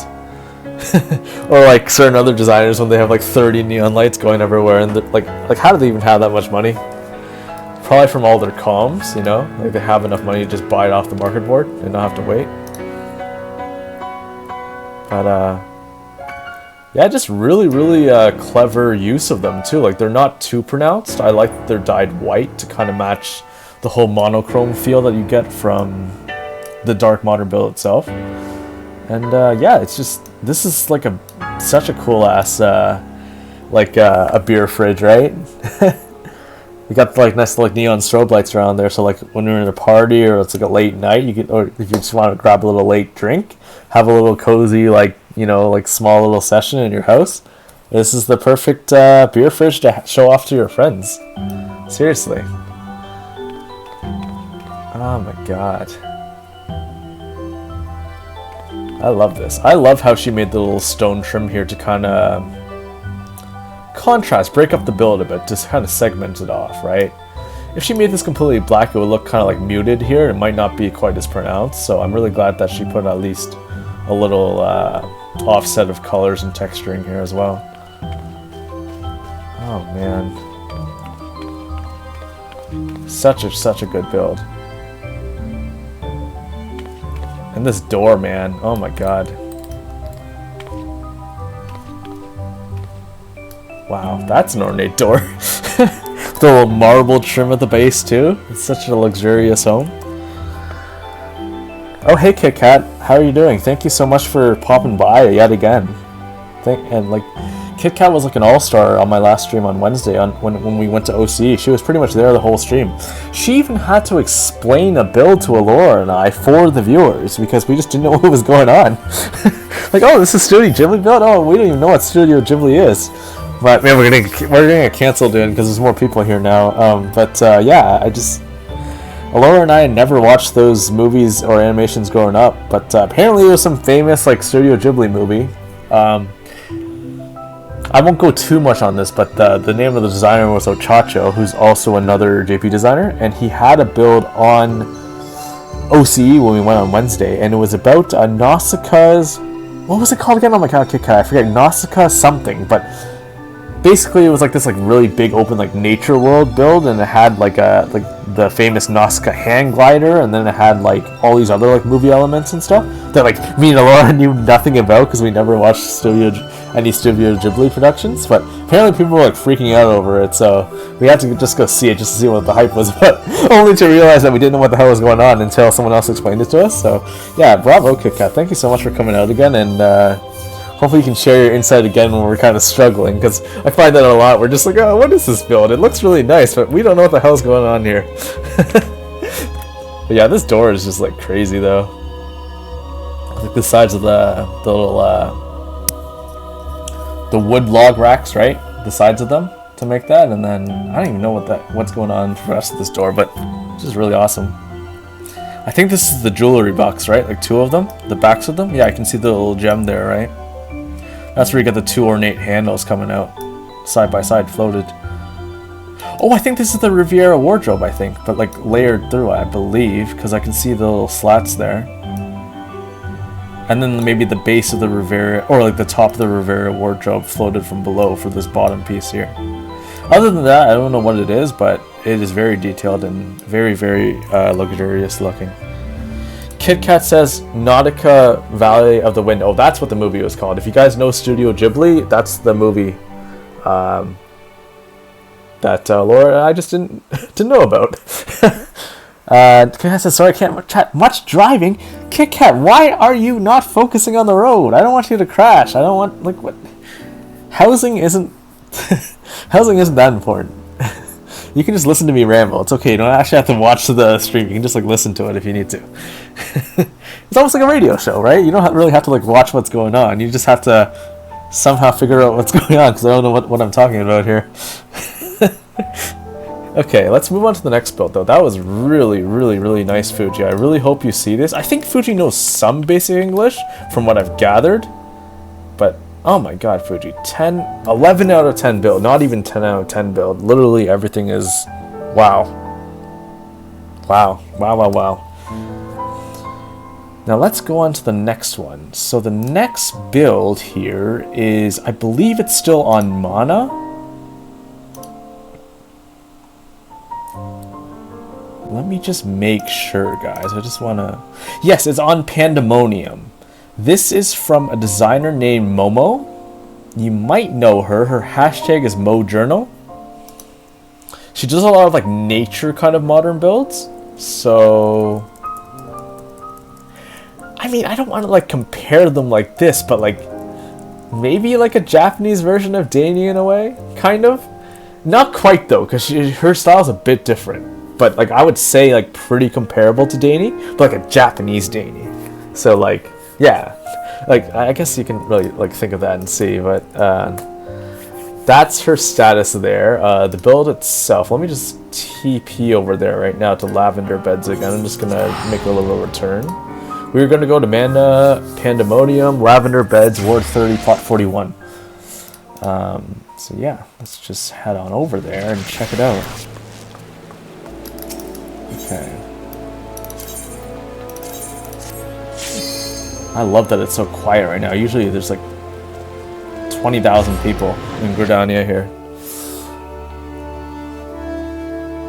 Okay. What did I say the address was, guys? I said 3041. Okay. See what I mean? They don't name their builds at all. They just leave them as is. They're just Japanese people are just way too efficient, man. They don't even care about like whether like there's like a big black hole in the middle of their build. As long as like it works, it works. I like that. It's very efficient. Let's see. I said 41, right? I keep forgetting. I should probably post it in the chat, but I don't want to take up space, that's why. And you guys are already seeing the status anyway, so I don't really want to clog up the chat log there. Okay, let's head on over. Oh, this is... I said this before, I think, when I went to visit Teek's build on NA. This is the ultimate plot in the game, I think. I know it's just a medium, but look at that view. That is nice. And like sunset in the daytime too, the sun just peering in. It's beautiful here. This is like the ultimate plot in the game. Got your own little front part here, like your own little walkway. You're really close to a market board. Have the etherite over there, the retainer bell there. And you got this very, very nice, like, I guess not beachside, like forest side, lakeside property that just overlooks the entire Lavender Beds expanse here. It's absolutely beautiful, guys. If you guys ever are bidding for a house, you know, for like a private house, I'd really bid on this one, seriously. And you got like the whole like waterfall backdrop too, and it's just like, wow, you know? Anyways, I'll stop gushing. You know what's funny about this? I personally don't like LB, and people are gonna hate me for this, but I actually like the Goblet. I don't know why, but I guess it's the Lala headquarters or something. That's why I like Goblin, and it's like Nanamo's like, you know, palace, right? I don't know. Small says, yeah, lavender houses by the water are nice. Too bad you can't do much with it. Yeah, that's the unfortunate part, right? It's not like you can just like jump in and like, because I can't even. Oh yeah, you can jump in, I guess. I guess I was wrong. You can jump in here, right?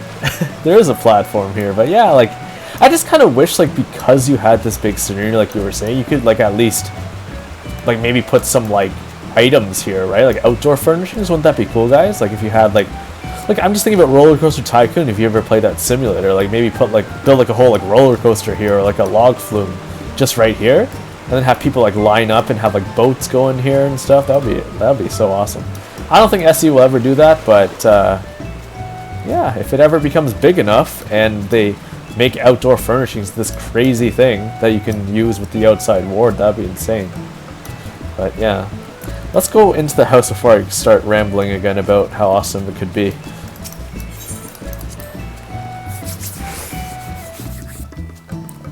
Okay. Ooh, the nice ether font music from the dungeon, the level 90 dungeon from Post Endwalker. So what Mo says here, I think it's Mo, or is it Moo? It's M-O-U. It might be Moo. I don't know the pronunciation. I don't think it's Japanese. I'm pretty sure it's another language, but she says here in her post, she says, this is not a photo studio, but a residence. Please refrain from actions that violate the FF14 rules or are labeled as studio behavior. We will keep it open indefinitely, but please note that the homeowner may lock it at their convenience. Okay, so I'm guessing what she's saying here is that it's not just some like random cheapo studio where you're going to expect a lot of people just kind of like being very chill, saying like, just like please respect her home, because JP culture, especially in housing, they're very, very respectful of rules. So if they say something, they really mean it. Like if people are doing shenanigans in here and doing like crazy like RP and stuff, and people like find like the homeowner comes back and they find out that people are like being like really like, you know, not respectful of their house, the designer or the homeowner will literally just lock it permanently and none of us can come see it. So guys, if you guys are visiting any of these JP homes, please always make sure, if you can, to read the rules on X or read the rules or wherever it's posted, because one little bad seed could ruin it for the rest of us, and we won't have any more of these visits, or you guys won't be able to go take G poses anymore because of a couple people who decide to disrespect the rules. So yeah, I just want to kind of put that out there. Fee runs all the way to GB to G post. I do that though. I've went through several of the builds. Oh yeah, I forgot. I was telling someone else this, but like, I've basically gone to so many JP builds in the past year that I've gotten a name for myself now, because they don't really speak. They know I can't speak full Japanese. I can speak basic, like right basic, but they just call me Little Spriggan. That's what the JP community calls me. Yet there are a lot of Little Spriggans, but there's only one that actually goes to take all the photos, which is me. So yeah, it's just kind of cute that they had a little nickname for me. I felt very endeared by that, honestly. It's like, I'm just some random guy literally going to random houses and posting random photos. Like, I'm literally nobody. And yeah, people start to take notice, which I guess really encouraged me to stay more on JP and not quite come back so soon. And it really encouraged me to maybe try to live their culture more, try to learn their language and try to learn their customs, and it really worked out for me. I feel a lot comfortable when I come over here now. It's a nice feeling. Like, I wouldn't be doing these tours over on JP if that was not the case. Like, I've always been very intimidated because I didn't want to disrespect their culture, because Japanese in general, even outside of the game, are very respectful. They have almost like a code of honor. So yeah, it's just like really nice to see that I'm accepted into the community, and that's why I said, guys, like, please when you come visit these builds, please respect their house rules. They take it very seriously. So yeah, just be mindful. Like, you can still have fun, but just like don't do any like dumb shit. Like, they will actually not tolerate that. They'll literally blacklist you. Small, I'm sure you know this because you raid, but Small said, oh no, Xander says, and you broke that chain into that tall thing. She said, yeah, I know. Guy, Lalas, I'm so sorry. Lala follow the world. I am going to take this moment to apologize to everyone. I turned into an aura for the one NA stream that I had. And please don't kill me. Please forgive me, Nanamo Sultana. Please forgive me. I turned into a tall for a couple weeks. I'm back to small now. We'll just pretend like it never happened. It's all good now. I'm back to being small. And Small says, lol, as long as you aren't Johnny Smile. Yeah. Like, that's basically what it is. Like, as long as you're like not like completely crazy and maybe doing some ERP in a private residence, I think you'll be fine. So but what I was saying about rating Small was that you probably know this more than anyone because you do a lot of the really high-end late game content. See, I never really did any of this rating on NA. Like, I really tried at the beginning, like years ago, but I really couldn't handle it. I just was sick of all the clear to like P1 to clear. Come on, guys, we're gonna be stuck in here for 20,000 hours and nobody has even watched the video, right? And that's what kind of really dissuaded me. And also the first FC that I was in, I mean, I guess it's a little T, but it doesn't matter. It was years ago. Our first FC completely fell apart because of raid drama, and yeah, like our FC was our static, and that was the major problem. Yeah, we completely fell apart. So, and then nobody, like very few of us even remained in contact ever again. So it was really bad. So, I never once wanted to raid with an FC, which is kind of why I don't really like join any raid groups now, even with like you guys. I never wanted to join any kind of like high content with an FC. I want to keep it chill. I never want to join a static in PF. It really sucks because it ruins the whole mood of the whole thing. Like, why can't you like raid with your FC, or why can't you like do these fun things, right? You know what I mean? Like, you should be able to have people you can look up to, right, and learn from, and then like they're part of your FC and they want to like teach you. But I just feel like ever since that one experience, it ruined the entire like raiding thing for me on NA. And that's really the reason why I moved over to JP to begin with. I really needed to, because I knew on JP, I've heard from other players and seen posts that they really take things seriously. So like, if you're not prepared, they'll literally, like, they won't say anything, but they'll literally just auto kick you, they'll blacklist you, they put their name all over the community forums, they'll know exactly who you are. Like, that's how serious it is on JP. If you get blacklisted on PF because you lied about your progression, because like, you're wasting everyone's time, that's basically what it is. And on JP, they work such crazy hours that like, it really is a bad thing if you waste their time, because they're just, you know, coming home from work, they just want to prog to the next phase. And if like, let's say like one person just keeps pretending to know and they don't say anything, nobody says anything, they just literally kick you, they blacklist you, they put their name on all the link shells that they use for, you know, like, let's say Savage or Ultimate clears. They put your name, blacklist you on the lodestone, they'll literally post your lodestone link on the forums, so they know never to play with you. And it's really bad. Thankfully, I've never been in that category because I've never lied about my progression. And yeah, I've seen some really terrible things happen to people, and people just quit the game because, like, some people even go as crazy to find people's IPs. It's crazy, man. Like, I would never do that, but they take it really hardcore over there. But what I was gonna say is, for that reason alone, I needed that kind of structure, because I'm really not that great of a player myself. Like, I really started off really bad. Like, really, I was very casual. But I just needed that structure and that leadership that JP had to really improve my skills. And that was the only way I was going to do it. Like, I just couldn't work with how NA works. Like, people are a bit too relaxed when it comes to high-end rating, and that really wasn't my vibe. And like I said, me, myself, I'm not a very highly mechanical player, so I couldn't make up for, like, the learning things, right? So I had to, like, be in a very structured system like JP, where, like, you were expected to know, you know, like, everything, right?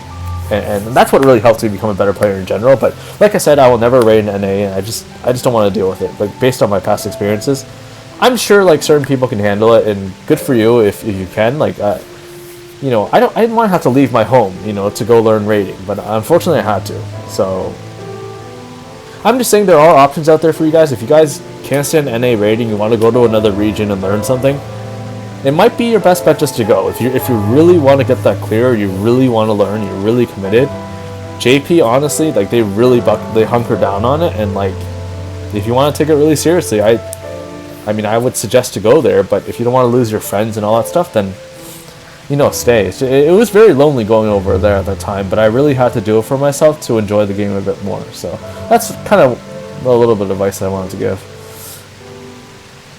Small says 80%. Oh no, hang on a second. Hang on, I missed a bunch of comments. Yeah, it does suck, Xander. Fee says, I never raid with FC members unless we were doing learning parties.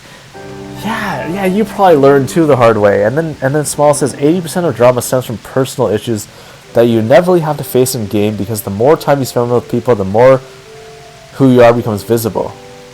Oh yeah, that's for sure. The game, at least on NA, etc., calls people toxic positivity. Outside of that, it's not so bad. See, that's the part that really got me. Like, people, and guys, I cannot stress this enough. I'm sorry for all those couples out there that your names are ruined, but I have found when there's statics with a relationship involved in it, they tend to defend themselves, and then everyone's frustrated because nobody can call them out. Because as soon as you call out one, like 50% of the partnership, they'll just like kick you, or they'll like be vile to you. That's how I found in my statics, at least, that I've experienced. That's why I'm saying I feel so bad for couples out there who raid, because unfortunately you have a negative stigma attached to you. Because usually when something happens, they can't see it neutrally and call out their partner. And I totally understand. They could live together, right? If they call out their partner, they might not talk to you for an entire week, right? But it's just really messy when you have like personal relationships.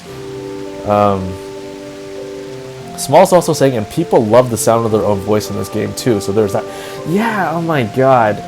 Like, I'm just like, guys, just like, if you're wrong, just freaking admit it, man. Like, just freaking admit you're wrong, and then we'll move on. And like nobody's perfect. Just move on from the mechanic, and we'll just really try hard to move, and then basically it will be solved, right? Like, as long as you don't have an ego and you just admit that you made a mistake, then you can move on, right? But anyways, guys, I've talked about raiding far long enough, but yeah, sorry guys, I went off a whole tangent. It's just something that had to be said, because that was part of the reasons why I even came to JP anyways. But Anyways, let's actually talk about this build now. You guys don't want to hear about raiding. I know a lot of you guys are just creative, so I'm just going to shut up about this now. Oh, who's Lunette Emmer? Sorry, I don't know who this is. Oh, do you have like a designer name or like an in-game name? I don't know who you are, but thank you for stopping by. Now I'm going to really go back to housing now, so I don't like completely bore people. Okay, so in this build, okay, I actually took a couple pictures of this actually. That's, oh my god.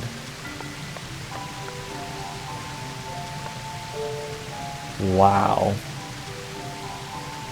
Look at this old kitchen area is super cute with the whole partition right here, behind here. It's got the little like tree effect, like very nature. I love the warm wooden textures that they put there, and they offset them with the very like non-saturated, muted stone color. Oh, look at how the light comes in there with the door, but then up here is like a little back little... Oh my god, it's like an outdoor bed area. Good thing Alora's not here. I don't have to sleep beside her now. It's just like a solo bed. See, I can completely sprawl out. I don't even have to worry about her like in my face all the time, like drooling everywhere. She's probably still in the stream, isn't she? I'm gonna get some hate for this on Sunday. I think she's gonna like definitely slap me in the side of the head. But yeah, this is like in a little outdoor master bedroom here. This is really nice, guys. And see how they up here they use the imitation wooden skylight. It's like a little horizontal piece, but they really carefully see up here how it's like a triangle. They used 2 imitation wooden skylights paired, and usually there's like a window skylight here on both sides, but they fused them together to make this kind of like arched wood top here, which is really nice. So it blocks out any light to come in, because they wanted this to be kind of like a bit dark so you can get to sleep, right? Though I don't know why they have a light directly on the pillow, but whatever. And then yeah, I just got the the typical like ponds and the stone steps coming up here with the stone loft, and the nice little like wooded area here. That's really nice. And of course the phasmascapes peering through the bottomless lofts here with the ivy hanging down. That's a really nice natural. This would be an awesome master bedroom to have in real life. Oh my god, very beautiful. Wow. Oh, and that is an epic view, guys. I guess this is the main attraction of the whole build. I guess that's the front yard or the side yard. Wow.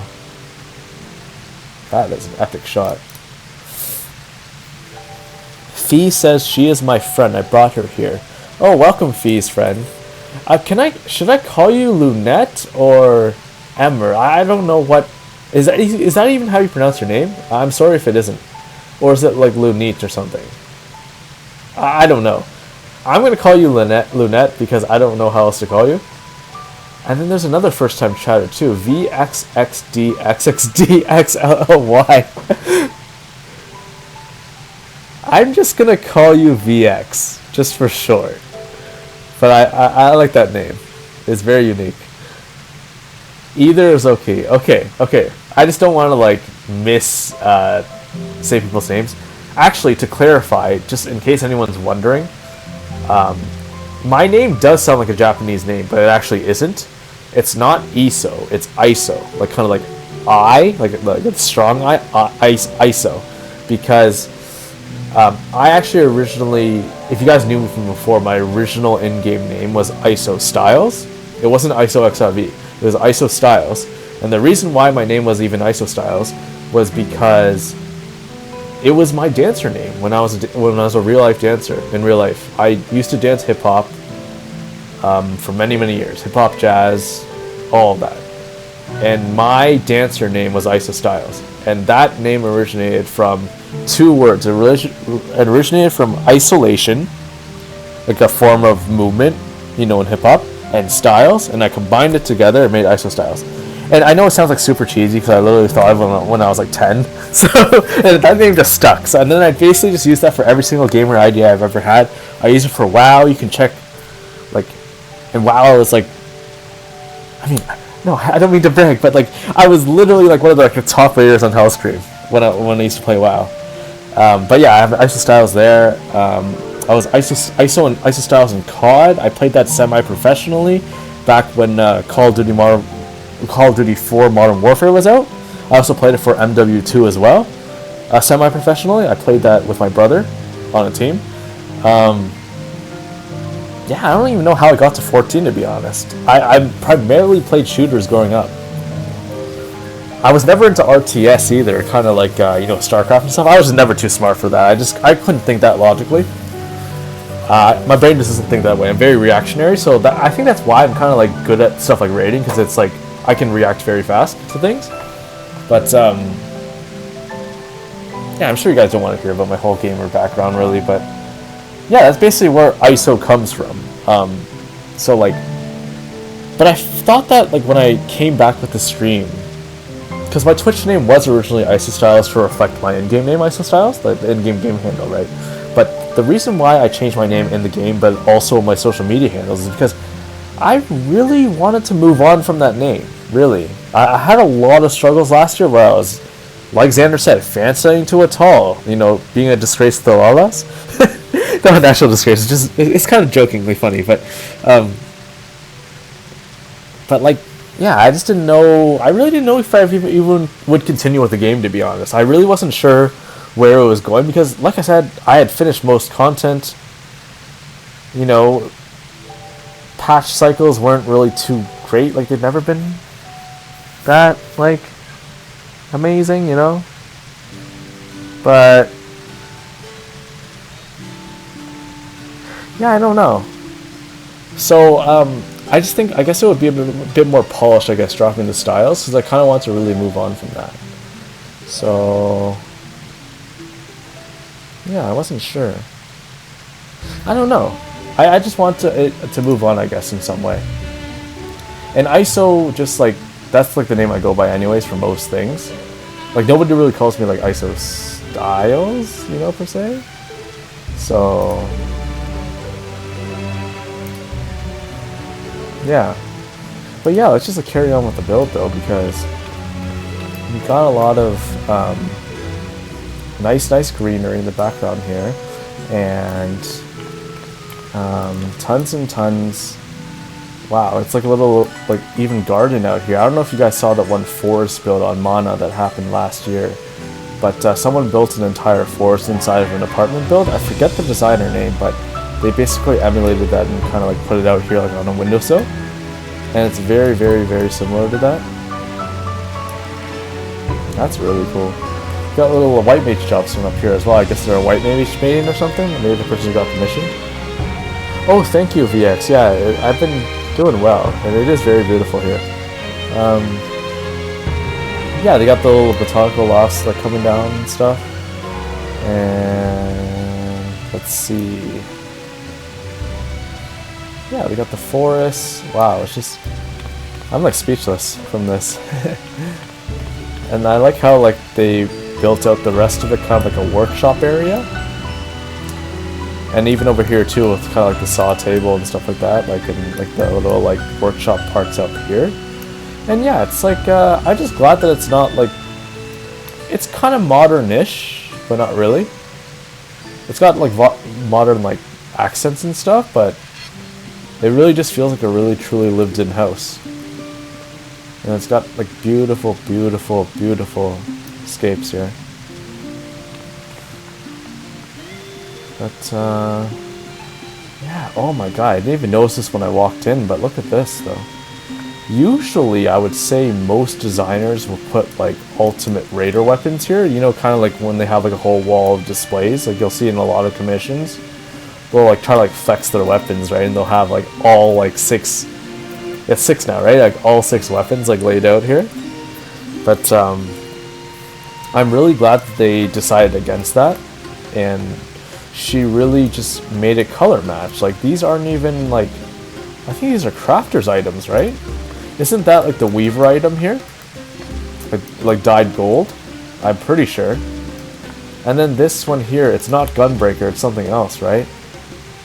Well, I don't know what this item is. Or it's the side of something or something, I don't know. Or that is a gunbreaker item, I'm not sure. And then this one is blacksmith, is it? I don't know, you crafters out there could probably tell me better, but Ping says, ah yes, the infamous ALC USB drive. Oh, it's Alchemist! Oh, I didn't know that, Ping, and thanks so much, Ping, for stopping by. Ping's another ultimate raider. Hey, Ping, how are you with Fru anyways? Are you guys done now, or what?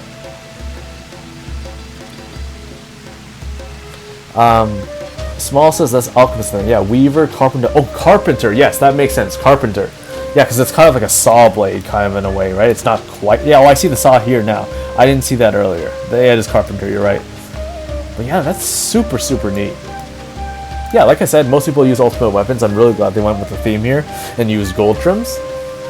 Ping says, we saw P5 and flopped for the rest of the week. I'm so tired. Oh, this. I just had a whole, like, raid rant, Ping. I'm not going to bring it up again, but this is why I don't raid ending. I just can't. I can't do it, man. I'm not good enough for it. Small is probably good enough for it, which is why he did it, but I can't. I can't be bothered with it.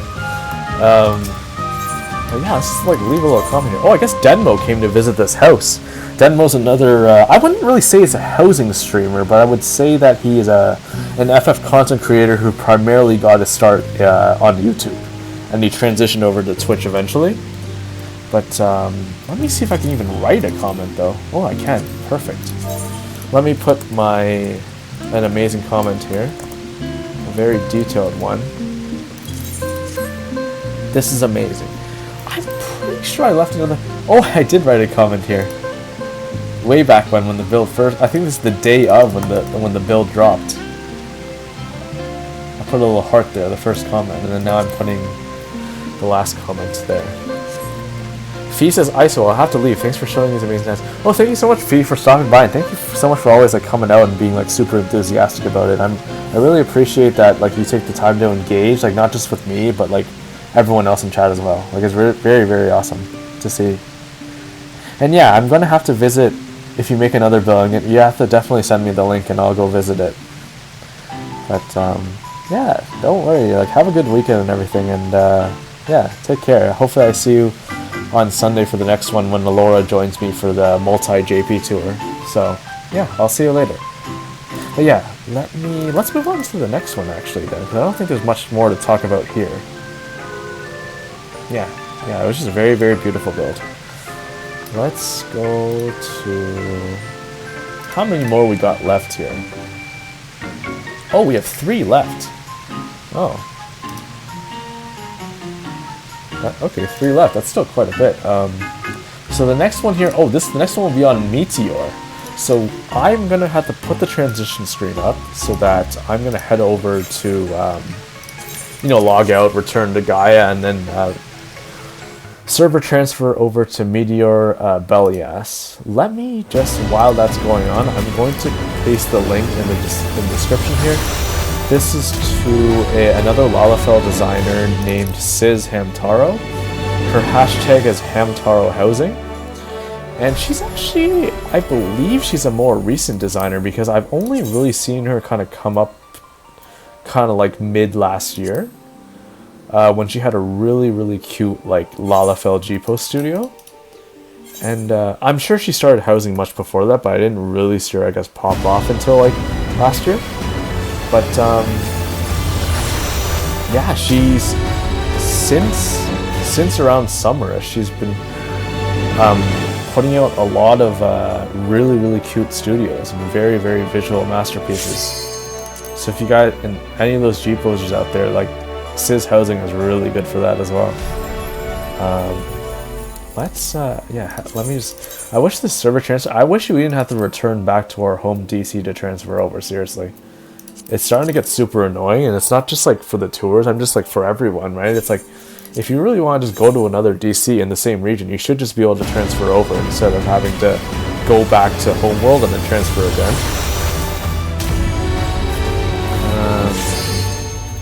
So let's go to Belias. So let's see. Okay.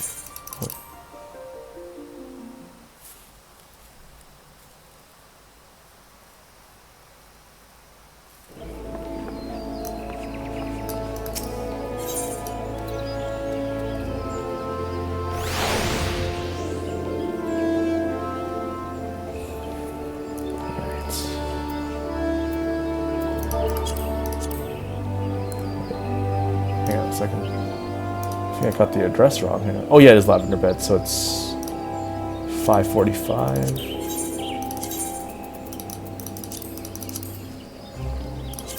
Here it is. Ham Roll Bakery. Ham Roll. Yeah, of course. Yeah, this is definitely Hamtaro's house. Have to do it for PvP? Wait, have to do what? It must have been something I said, but I don't remember. Wait, was it 545 I said, or 540? Yeah, 545, room number 1. So that's here, right? Yeah, I think that's here.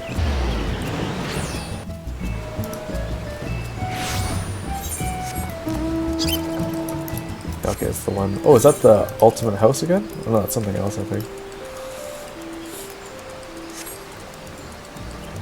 Oh, it's this one here. Okay. Let me just make sure. Yeah, Ham Roll Bakery. Okay, perfect. It's a cute yard. It's a very Lala yard. See what I mean by that lavender bed's backdrop though here? Like if you had that house over there, you're literally seeing the entire expanse of the light come down. That's so good. Okay, let's head on inside.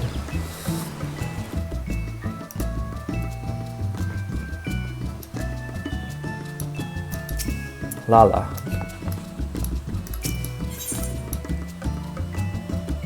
Nice. Oh, there's room to put messages down. That's good. I'll have to put one down when I come back. Let's just see this basement here, though. Oh, that's cute. Oh, this is really cute. We got a big little fluffy. Too bad Alora wasn't here.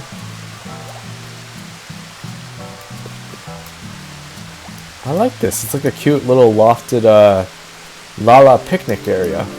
Like a little tea time here. That's gorgeous. Wow.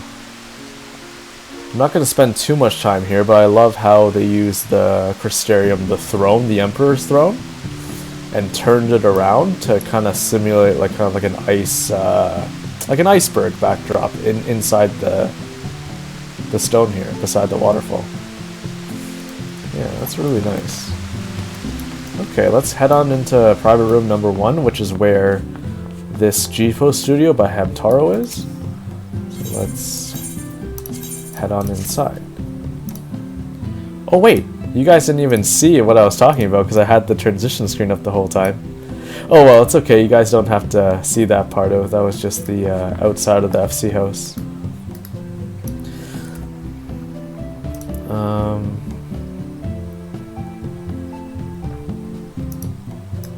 Yeah, this one was super cute though. When I saw this first post last year, I was like, I have to come see this.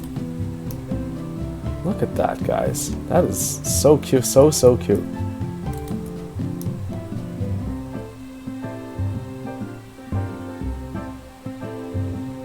Wow.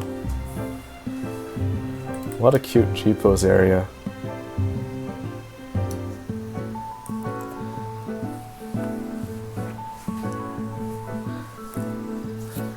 Like, it's very simple, but like that's all you need it to be. Like, this is what I'm saying, guys. Like, anyone can get into housing. Like, you don't need to have like a complex design where you're literally layering like 5 items together to create some like custom window, right? Like, you can literally just have an FC room or an apartment where there's only 100 slots available. You're putting very basic items into the ground like this, right? You got a little stool, you know, a little fawn like minion, some floral stuff, a little carbuncle toy, you know, a couple pancakes, like, albeit it's very well placed, and she definitely like combined a lot of items together to make it look like an entire archway here. But other than that, like, you can literally just kind of hop in and just kind of test around with what, you know, how creative you can get. Small says a family photo op or something for specific holidays like Easter or something seasonal like spring. Yeah, literally. So basically, Sis Hamtaro, if you click that link, she's a Lalafell on JP, primarily on Meteor. I'd say she's like an up and coming one because she's been really pulling hard stops on these builds, and she is really really good at making seasonal things. Like I think the latest one she made, I believe, is one for Chinese New Year, and it's kind of like a shrine, and like there's like stone steps going in towards the throne, like another perspective piece, and then she's got like all these like lilies lined up like towards the top. It's like sick. It's just like what you would envision some Lunar New Year like temple thing. It's so cool. But the reason why I didn't go to that one is, even though it was really cool and the most recent, is because this is the one that really got me to follow her on X, and really got me to think about making GPO studios myself. And I did make one kind of. If you guys remember the build Terminus Found, the one that I made on Anima when I was there, it was kind of like that one. It's kind of like a steampunky kind of build in an apartment, and it was based off of the name Heritage found in Dawn Trail, and but it was kind of like an end terminal area where it was kind of like an in-between space between like dimensions kind of thing. And I used a lot of like factory partitions, factory gates, or grates, sorry. Some gold saucer items, some like factory partitions coming out, a lot of like warm lighting, and I basically made it kind of like a steampunky like factory build, like inside a small apartment, like an FC room, just like this one. 100 items max, made a very picturesque place where a lot of people could come and enjoy, take photos, take G poses, share them with their friends, and that's what I'm saying, guys. That's all you need. You don't need to have like 20 to 40 million go buy a massive house, not know what to do with it, right? Be completely overwhelmed by 400 items. You can literally buy an apartment in any of the FC wards or any of the housing wards, 500k or like 300k in an FC room, and you can literally just start placing items down and testing, little things. And of course, at first, it's gonna not be what you envision, but if you keep kind of practicing on it and kind of do more and more builds, you'll get to the point where you can kind of get to like this point where literally Hamtaro is doing many GPO studios and they all look very beautiful. But yeah, like this is just very very cute. I love all like the different colors she used. She's got the blue from the Mog float, the red from the apple baskets, the red from the tea, you got the brown coming from the stump, the fawn, the greenery patches here, offset by the little like minions and the plushies, the carbuncle and the little I guess Small's relatives, right? Small's idol Sharian relatives from Heaven's Ward, the gobbies. And then the little cactuar here. And see, most of these JP studios, especially at JP, when I zoom out here, you can see that they really don't care about the immersion outside of that. As long as you have one picturesque spot here where you can comfortably take G poses within a centered camera, they don't care about anything else. See how this entire thing is bare? Like when you walk in, you're just like, oh, why did they just leave all these random walls open? It doesn't even look like it's a build. But that doesn't matter. The point is, it's this little center spot. See how like my camera, this entire edge here, as long as you can fit something in that edge and take a picture, that's all that matters. You can even change the camera angle. I have it on a particularly high one now so I could show you the build. But if I kind of like put it down a bit, see how picturesque that is? It's completely centered on my character. Yeah. You can even do it from like these kind of angles, as long as you block out this, you just kind of turn the camera a bit. Maybe for an upwards one, put the camera angle up, right? But yeah, it was meant to be forward facing, so that's what most people would do. That's why she just set this little bench here, because it was the best focal point to take your G pose without having any other side trims here to distract you.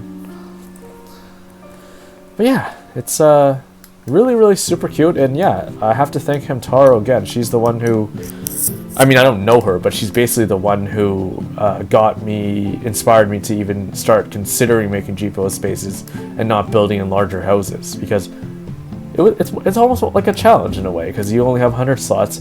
What can you do with those 100 slots to make it look really cozy? Yeah, so bravo Hamtaro for all these awesome GPO studios you've been posting. I hope you know English, but if you don't, I hope you appreciate that I came. So hopefully I'll be seeing more of yours. I saw there was a room 2 in here. I'm just going to go there because we're here anyways. I'm guessing it's another one that she finished, but I didn't see a post of this on Twitter, so I'm not sure which one it is, but yeah. See, same kind of thing. Like Small said, you only need one feature. That's it. You don't need multiple things going on everywhere. This is like part 2, maybe outside the garden or something.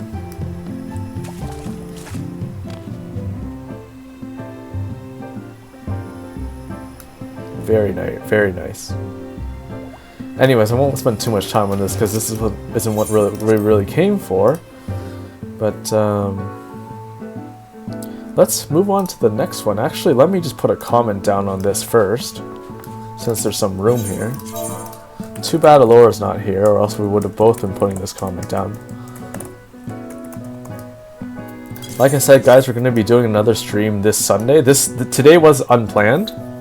But on this Sunday, Alora, my usual co-host, and I will be another Lalafell as well, another Lalafell designer who plays on PS5.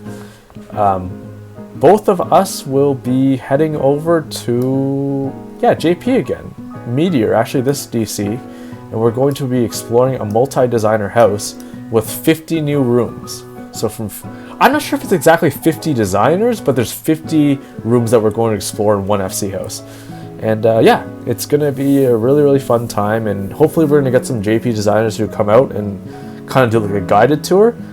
I'm going to try to get them on VC. If I can't, and, if they're English, maybe they're too shy to come on, then whatever, we'll have them bring us in game. But if not, whatever, Alora and I will just talk about random things like we always do and kind of like fight in every single room. You'll see like a lot of domestics happening inside. But it'll be, if you guys are free, we're going to be doing that this Sunday, March 9th at 2 p.m. EST again. So yeah, we're probably going to be doing that for a few hours. You guys just want to stop by or even join us in game as well. We are more than happy to accommodate anyone who wants to come over to JP and tour with us. So yeah, that's my spill on that. Right now I'm just going to go to the next build. This is the second to last build. We're going to be staying on Meteor for the rest of the tour today. The next one is on Meteor Unicorn in, Lavender Beds again. So I'm just going to post, this is the one I was talking about, Mao. He's a Chinese designer that I recently saw start playing on JP. I believe he had houses back in 2023 as well, because I remember, I believe very loosely, I believe that he built some kind of Jurassic Park theme one a couple years back, but I haven't really seen him play much after that, and I'm pretty sure that once the Chinese servers opened, he moved over there, because I haven't seen him for a really long time. I don't know if this is right or not, but I believe that was the case, because I know the China version of this game is made by, I believe it's made by Tencent. It's a completely different developer, and there are a few patches behind the live SE patches, so they play on completely different servers than NA, the main 4 regions. So I hope eventually we can either go over there or they can combine with us, because let me tell you, some of those Chinese designer guys are freaking insane. Like, some of their houses are actually nuts. Like, very, very detailed, very layered. A completely different style from what you see normally, even in JP, even though it's in Asia. They have a very unique style, and I really, really hope that we can at least go over there, or like they can be part of our like a major region, like another major region, like a 5th one, right? But yeah, let's head on over to Unicorn Lavender Beds, Ward 12, Plot 44. Actually, now I should probably explain the reason why I went to see Mao's build, and I like this so much. And I don't know if this is true or not, but the only other Mao that I ever played with in this game, or in gaming in general, was from World of Warcraft. There was a Mao, and yes, he was from Asia as well, but he played on US servers on Hellstream. Actually, I think he's either on Zangarmarsh or he was on one of those other ones, Gorefiend even. I forget which. He wasn't on Hellstream. He was on one of the other ones. Anyways, yeah, he was a really high-end raider. He did mythic keys like it was nothing. I thought I was like doing pretty good, doing like 20 keys, but he was doing even above that. So, wait, where am I going here? I gotta stop talking. Where is this? 12:44. I'm in the completely wrong spot here. Let me get over there first.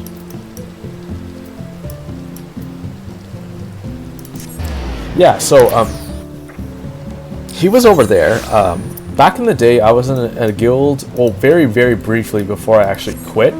I quit at the end of Season 1 Shadowlands, but towards the end, I was part of a guild named Exist, and we were pretty much like the top 1 or 2 mythic guild in on Hellstream.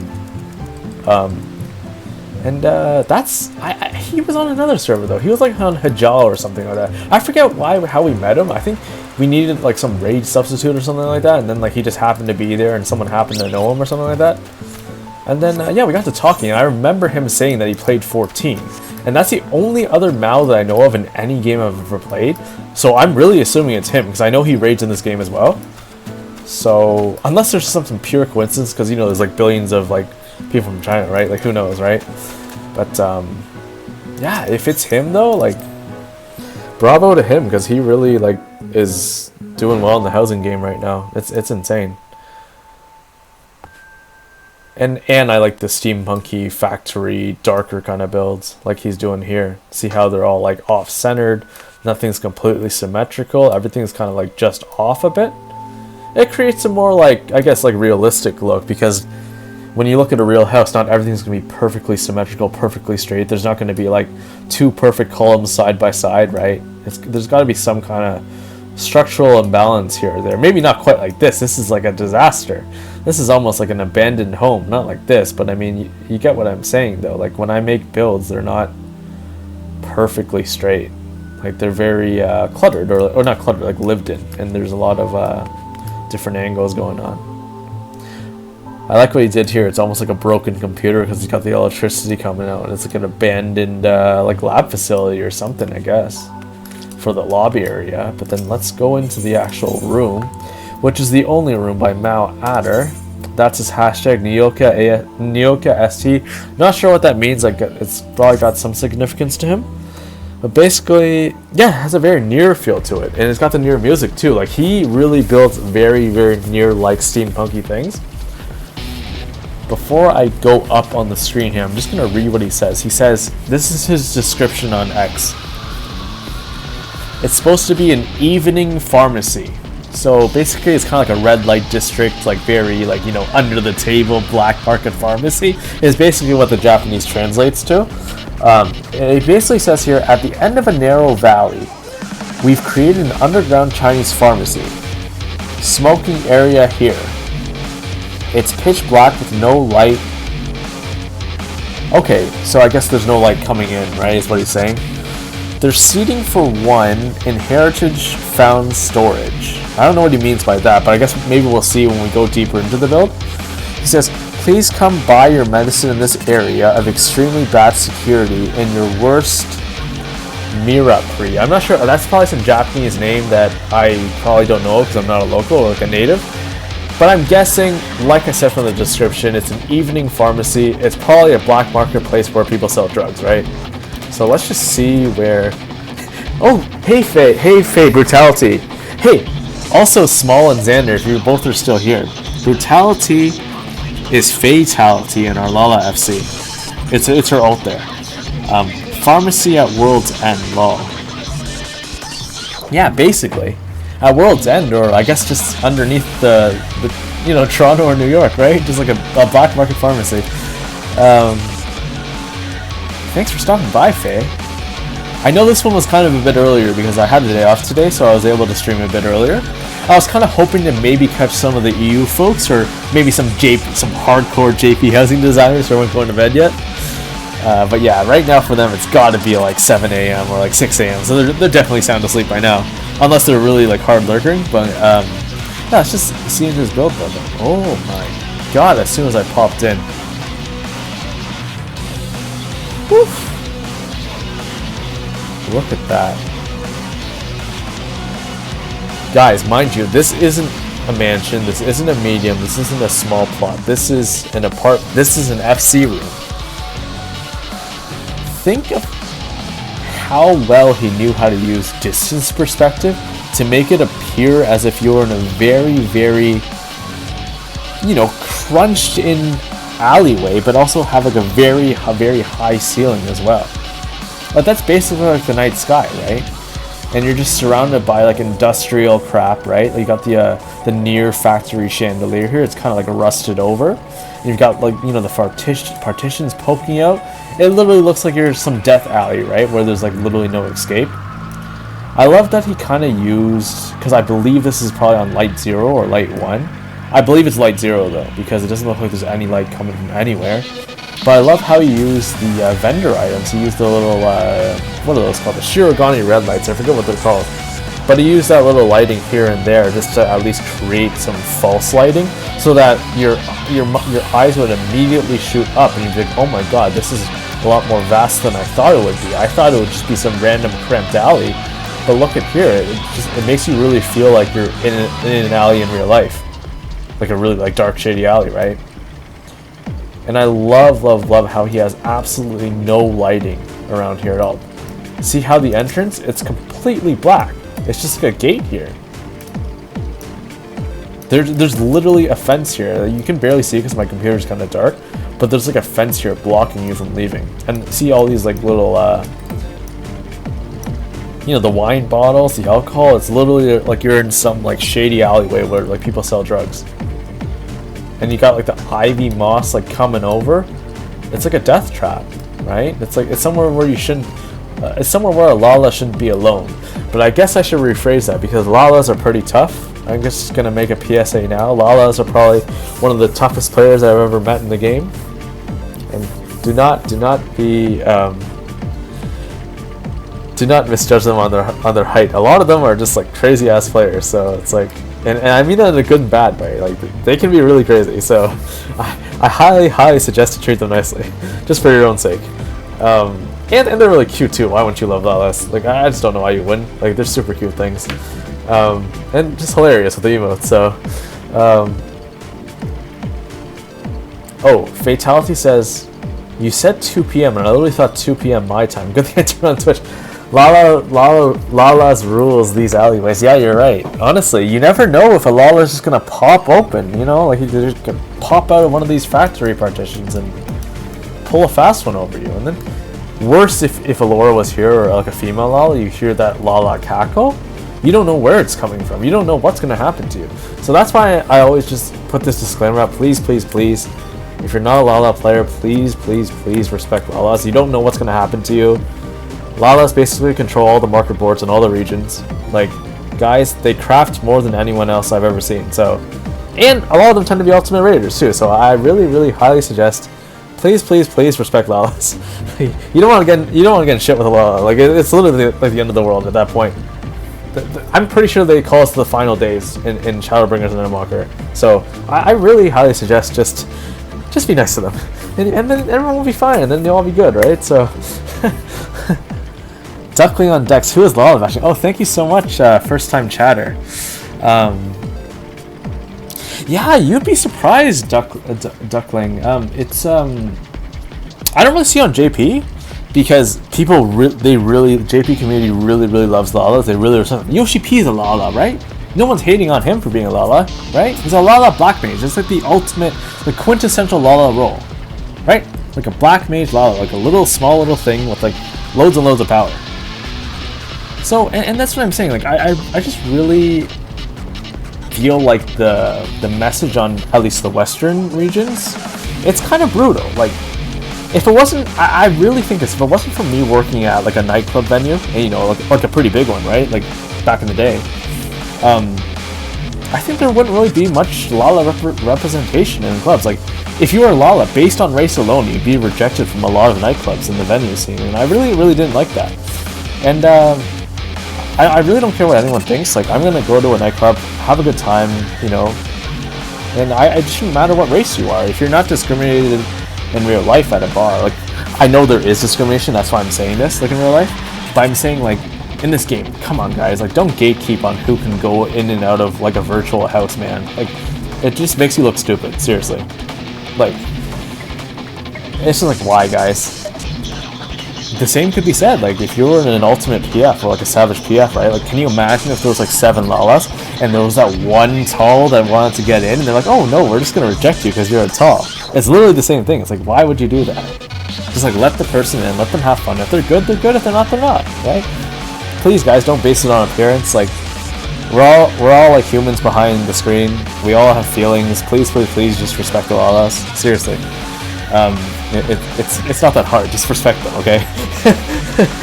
And that goes both ways. Respect the talls as well. Don't like completely alienate them. If there's like 10 Lalas in the group and there's like only 2 talls, don't completely shit on them. Like, please just respect everyone like how you want to be respected. Anyways, now I should really go on with this build. I just had to put the PSA out there because there's lots of Lalas in this stream, and I feel like there's not enough Lala representation, especially in certain sectors, and I feel like I almost have an obligation, because I'm a public content creator, that I think I should touch on these discourses so that people are more aware of the negative effects of it and the positive effects of it.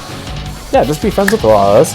The more friends the more friendly you are, I guess the more positive your experience will be, right? So it's like, you might as well just like treat them well if you see one. So, but yeah, if they're being mean, of course, then yes, of course, you can like not be like responding kindly, but please, please, please don't misjudge them based on the race. Like, it really is kind of hurtful when you kind of get rejected from a lot of places, and it's like, we're literally trying to play the same game here, guys. So, yeah. Anyways, enough of the PSA. That was like 7 PSAs in one, but I had to say it. Yeah, let's move on with this build, though. Okay. This is very dark and mysterious. Oh, okay. It's got some lightning going on here. I guess this is what they mean by the heritage found storage. Can you sit here? Oh, you can sit here. Okay. Oh, you can sit on these little blocks. Okay. Do I want to die from the electricity though, or what? I love how it's like dyed intentionally black. It's got the red lights. Like it's some evil stuff going on here. Yeah, this is a really shady alleyway. I don't know what else to say but that. Duckling says, oh no, hang on, I missed so many comments. Sorry guys.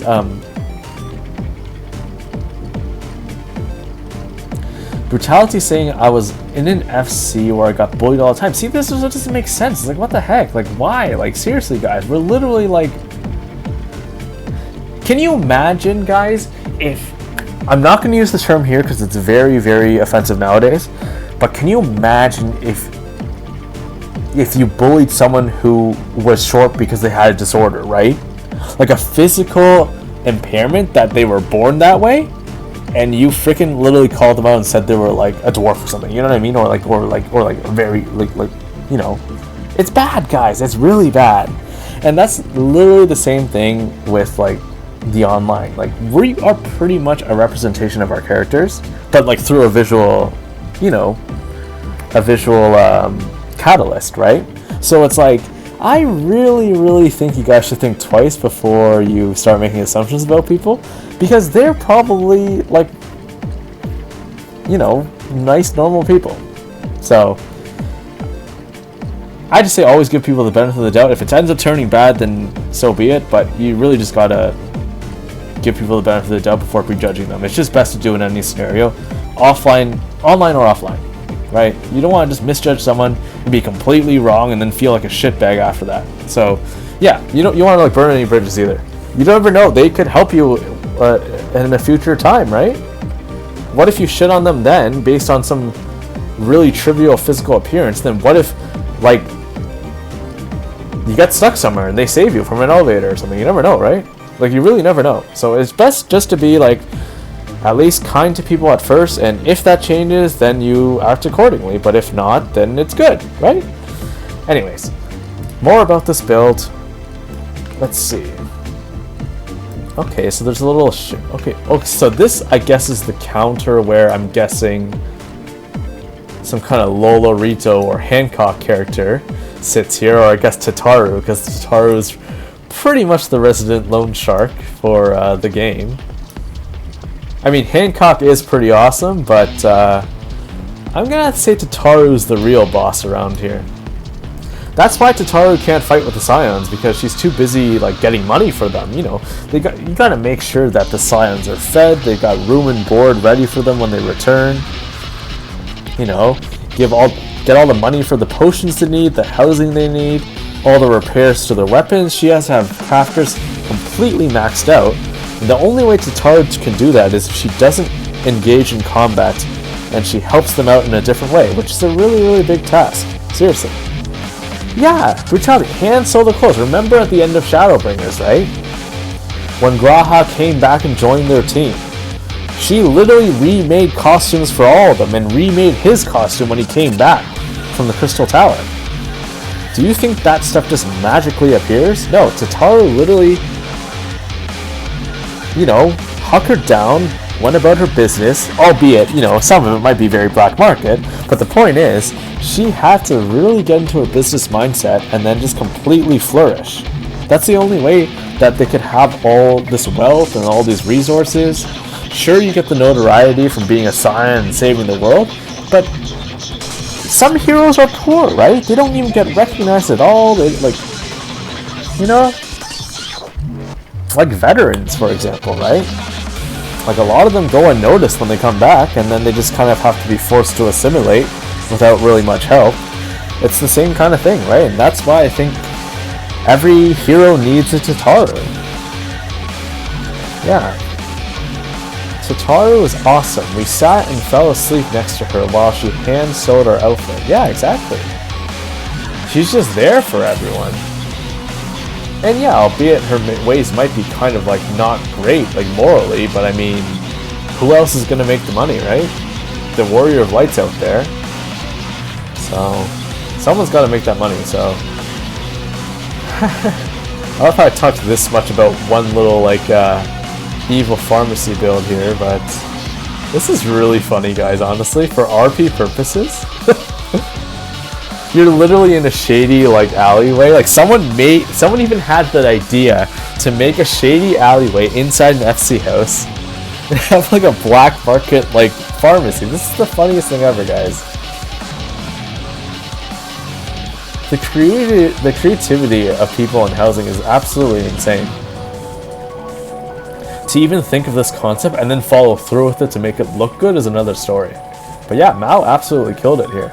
That's why I wanted to come to this build. Like, he has many other steampunk builds that are kind of similar in theme, but I think this one was the most relatable. Just, not that I'm in Black Bar Trade.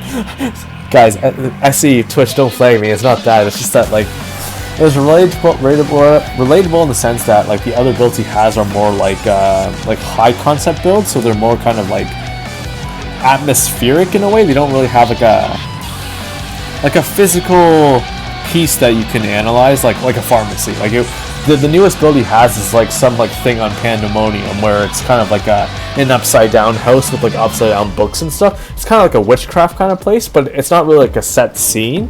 And that's why I didn't really feel comfortable going, because I didn't think there would be much to talk about, at least to like an audience. At least with this, it's like, you guys know it's like a back alley, you know it's like an underground pharmacy. There's just a lot more relatability there. And that's why I picked this one in particular. So, yeah. I guess if you guys want to come back, I highly suggest you coming not alone, maybe with a partner. But, yeah, if you're really brave, I'd just say come by and take some G poses and just get the hell out of there before someone kidnaps you or something, right?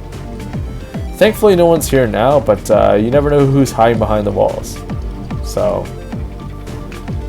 but yeah, really, really, really awesome build. Yeah, I'm just gonna head on out though. What shall we? No, I gotta write in the message book. Actually, this is what I want to do. This is amazing, perfect. Mao, if you understand English, I think you do because I believe you're Taiwanese, but if you understand English, please check out this VOD. And I just appreciate that you're making these darker concepts. We need more of these because a lot of people do kind of like light 5 modern builds, and I really like to see this something different from people. So yeah, just keep it up. Keep up the good work. Keep wowing us with your creativity. And let's move on to the last build of the day, which is still here on Meteor. This has got to be my number 2 or 3 favorite, or even, I don't know if I can say if it's my top favorite, but it might be. I'd say it's my second favorite. It's tied for first. So this is the build that we're going to be ending on, which is a build by Chaka. I'm not sure if you guys know Chaka XIV. Long-time designer. Like, I think he's one of the old. Like, I think he's up there with Mite-san and stuff, where they started like years and years ago, before, like, you know, housing really blew up on X and stuff like that.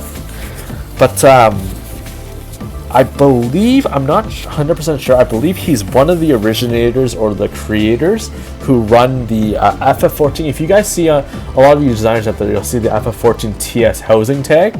TS Housing is basically like Gaia's, or it originated on Gaia. It's like Gaia's main like housing cross-link shell that a lot of the old school designers use.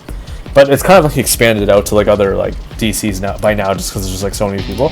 But basically, it was like a really like OG, like, you know, cream of the crop kind of like designers who like started there, and then they kind of branched out.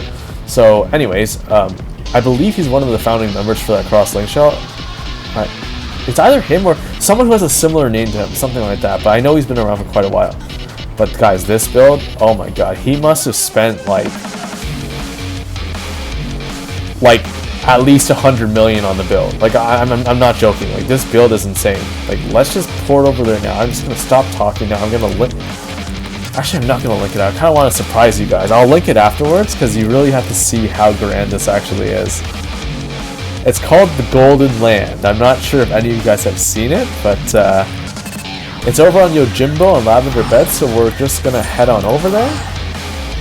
And this is going to be the very final build of the tour, the 10th build. And yeah, I'm just really glad to end it on this one, because like I said, this one is absolutely, absolutely insane. Fatality saying, Tataru was awesome, we sat and fell asleep. Oh yeah, I already read that. So yeah, let's go to Yojimbo. Comes on a 10th, I just got hired. Yeah, I've been streaming. It actually hasn't been that long. It's been just under 3 hours. Like, right now my timer's saying it's like 2:47 right now. Usually Alora and I go for like over 4 hours, you know? So like, and even with my whole tangents and everything, I still made pretty good time, I'd say. I kind of projected the stream would be maximum 4 hours, and I was right. Like, it might even be maximum 3 hours, depending how long this goes. But yeah, let me just Ward 28 plot 6 is what it is. This one right here, El Dorado. Yep, made by Chaka here. So let's just head on over.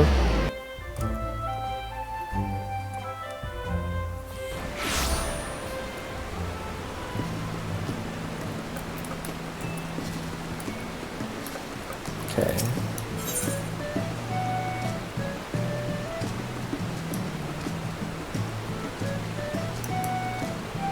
Where are we heading to?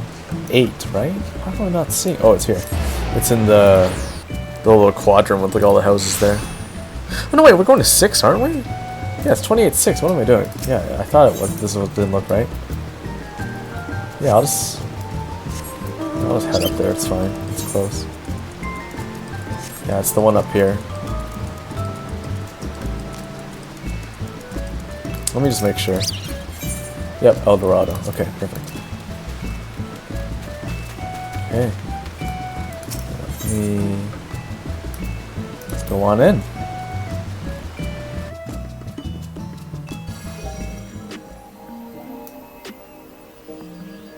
Look at that, guys.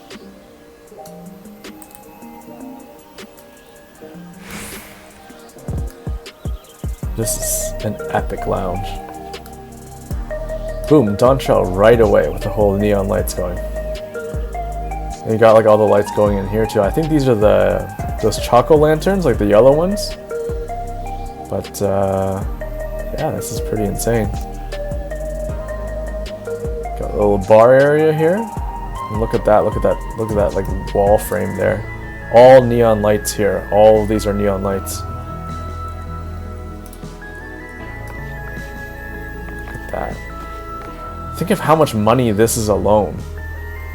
How many are there? 1, 2, 3, 4, 5, 6, 7, 8 neon bars.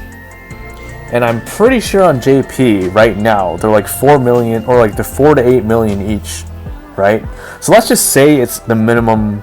Let's just say it's 5 million, right, on average. And there's 8 of them here in this single wall frame.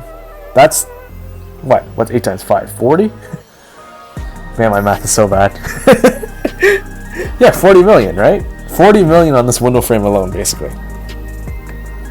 Yeah, so it's like, okay, well, I guess, well, that's what I'm saying. See, KitKat is even more expensive there. Like, I'm pretty sure most regions, it's literally in the millions for each one.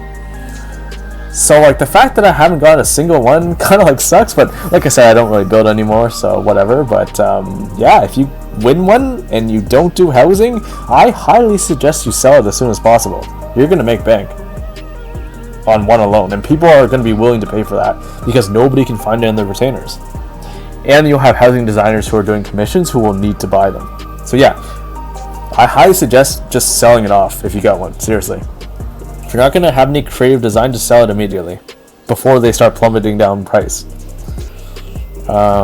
Because eventually, I believe if people complain enough, they might lower the, they might higher the probability of getting one in the retainer. Like, I mean, you know, in future patches, they'll start making it lower and lower like they do with most things.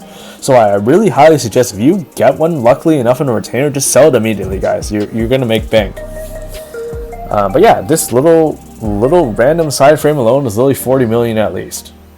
That's not an understatement. So, but yeah, like most of these little like pieces in here, you can really see the difference. Like, see how bright it is here, the neon lights compared to the lanterns, though.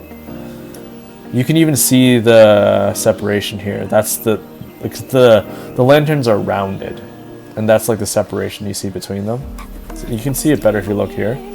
See, if you really look close, see how there's like a lantern here, there's a lantern here, right? So that's what he did to not only save money, because I'm sure he could have, if he wanted to, put neon lights all around on all the crevices. It's not only to save money, but it's to kind of make the effect a bit greater. Because if you had all neon lights on all the little cracks, it would be a bit too intense for the viewer's eye.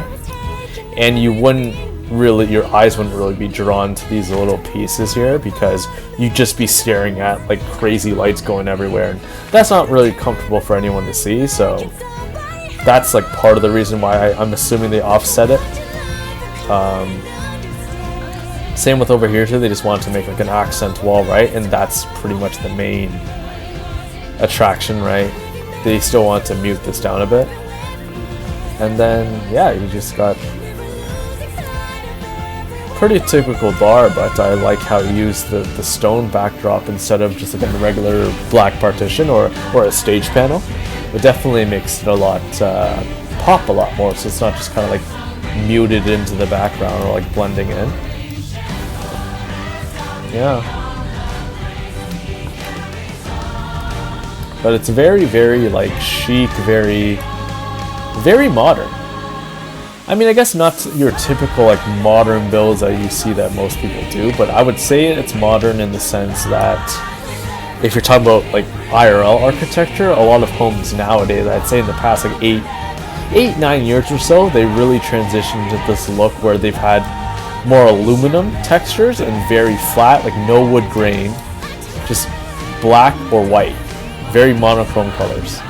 Obviously they don't like most people, I don't think, can really afford these like decked out like neon lights going everywhere, even in IRL. I don't know if I even want that in my house. It would be a bit too distracting.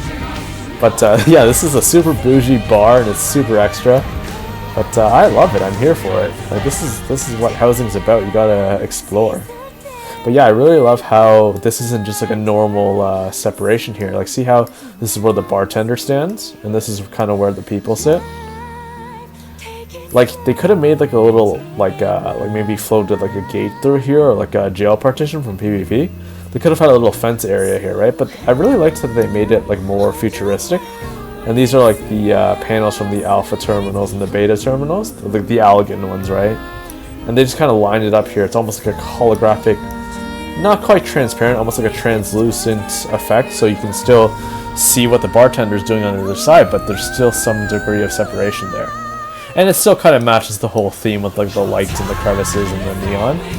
But yeah, again, it's like a bit different, so your eyes get drawn to it because it doesn't match the yellow effect. It's kind of like a red and blue effect. It kind of like shimmers. So that was a really nice touch that we did.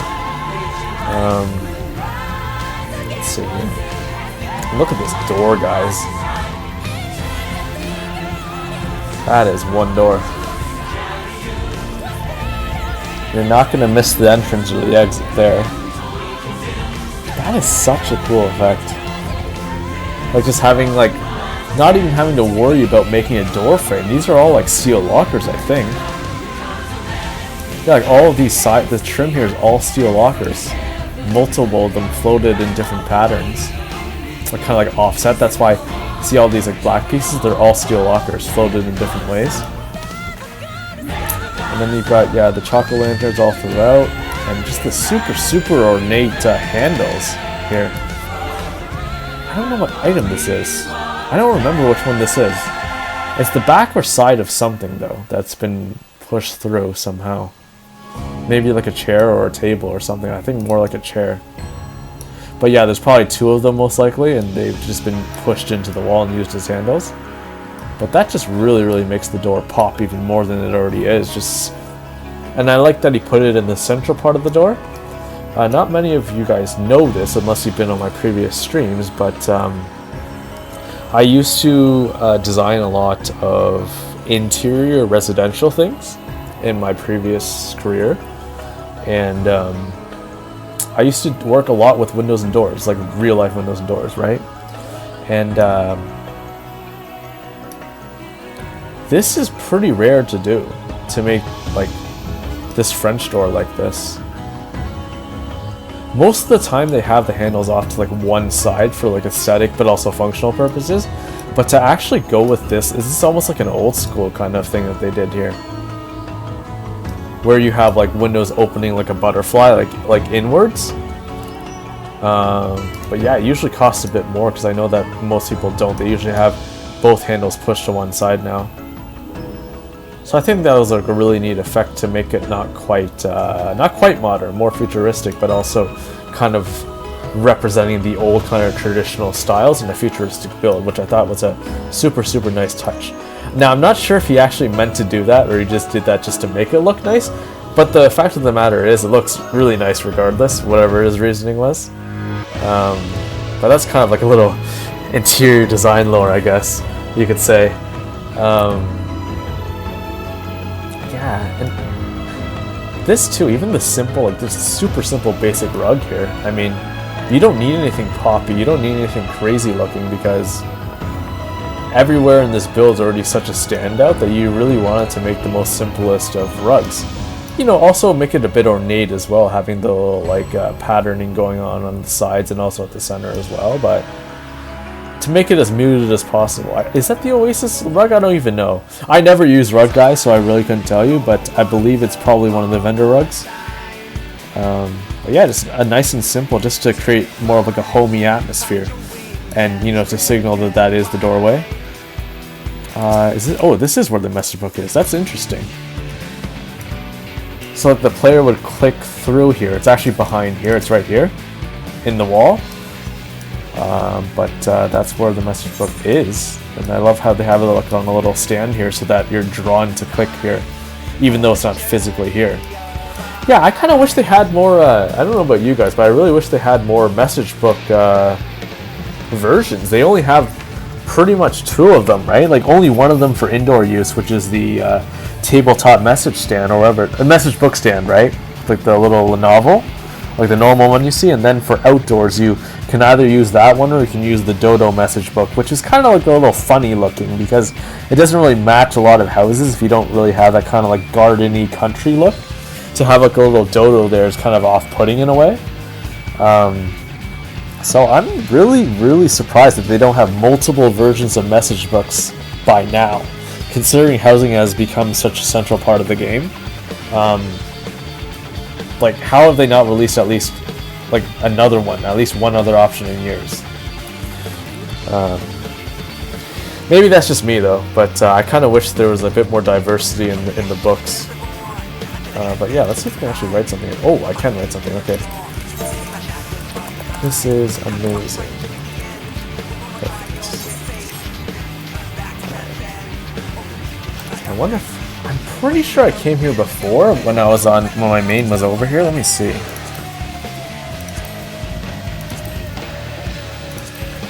Ah, here it is.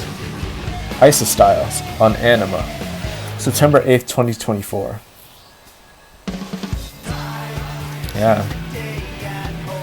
Yeah, I was still over there towards the end of the year. It was pretty much like just this year that I transferred back over to NA, so. Yeah, when I came there the first time, I took some screenshots and kind of like sent them to Chaka, but to actually visit it in depth was definitely a dream of mine. I'm glad that I finally got to do it. So, just love this, love this a lot.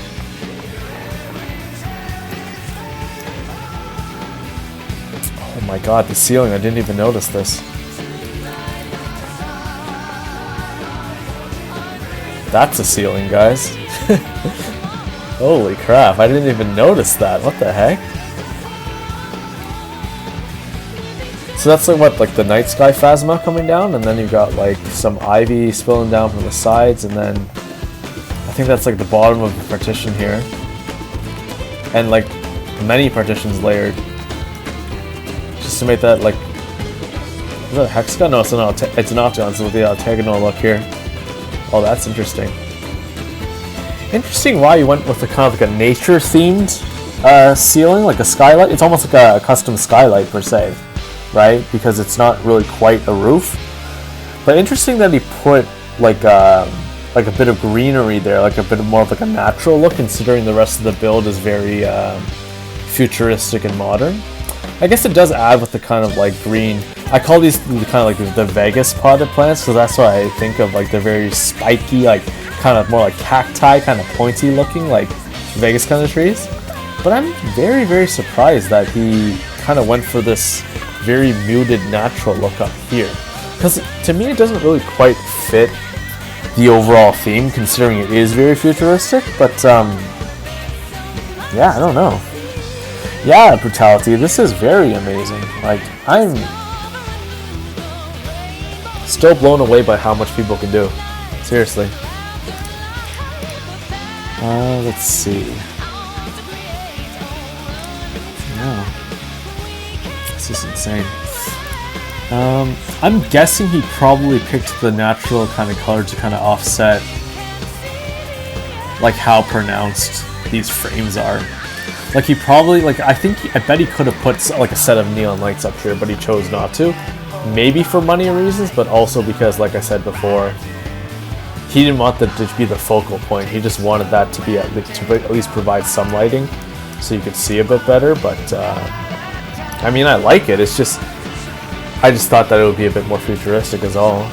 And maybe these wouldn't be dyed just like the regular white. Maybe it would just be polished like black or something, right? Just to kind of conceal that.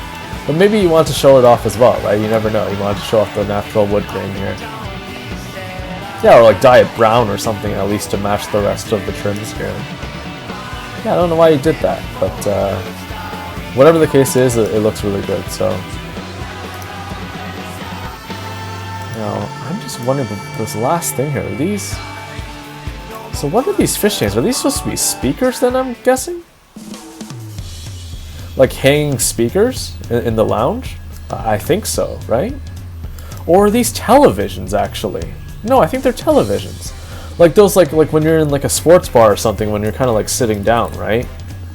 I think like you're sitting there having a burger, having a few drinks, and then these are like the... Like I guess they're not like LEDs, like he probably didn't want to block the bar here, which is why he made it like this. But yeah, I'm guessing these are like little like old school TVs or something, right? Oh, Laura, yay, work is over. I was gonna ask you to join the call, but we're pretty much wrapping up here. I don't want you interrupting our amazing stream here with your presence, but man, you're gonna kill me on Sunday. Like literally, like you're gonna hear one voice on stream on Sunday. It's not gonna be me because Alora would have like gotten rid of me already by then. So it's gonna be Housing Talk with Alora Dannon, and that'll be it. But Yeah, I made pretty good time with Laura without you, honestly. Yeah, there would be no evidence, right? Like, who would even oppose you? This is what I'm saying, guys. Never, ever, ever. Like, I had a spill before. I'm not sure if you were listening, Laura, but never, ever, ever threaten a Lala, and never, ever misjudge them. You don't know what could happen to you. I'm telling you guys, dead serious. And this is like me, Lala, talking to another Lala, Laura, and still not knowing what's gonna happen. So think about if you were tall, right? The risks aren't great. The odds aren't great. So really, guys, please respect whoever you meet in the game. Give them a chance. If it ends up being bad, so be it. Just give people a chance, okay? Alora says, I'm glad you had fun without me. Yeah, I had lots of fun. Like, more fun than I've had in any other stream, actually. It was almost like as if I didn't have a co-host on this stream. It was almost like as if I did this by myself the whole time. Oh, great. No, don't quit, Alora. We need you. You're literally the star of the show. Well, the other star of the show, I mean, but...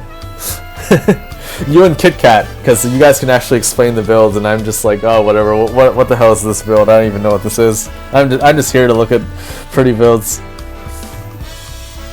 My job here is done. Oh yeah, it was already done on Sunday when Saran signed up after the show. But I guess you can always volunteer. I'll accept free help. That's okay. I don't pay you anyways, but whatever. But yeah, guys.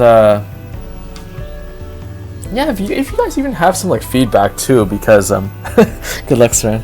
If you guys even have some feedback too, because I know a few of these were quite long. Like, we do talk for quite a while, and I know I could probably work on a bit of things, like, kind of like polishing up exactly what I talk about. Sometimes I do go on kind of rants and stuff like that, but I also want to keep engaged with you guys as well. I'm not going to completely dismiss what you guys have to say.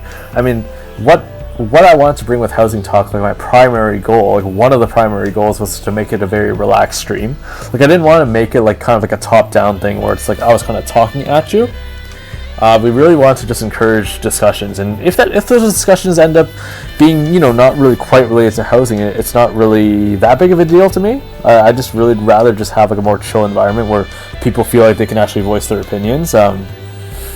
Yeah, I'll never be a gatekeeper because, I don't really have the rights to do that anyways. I mean, we're on a free public platform, and yeah, I just don't really see the point in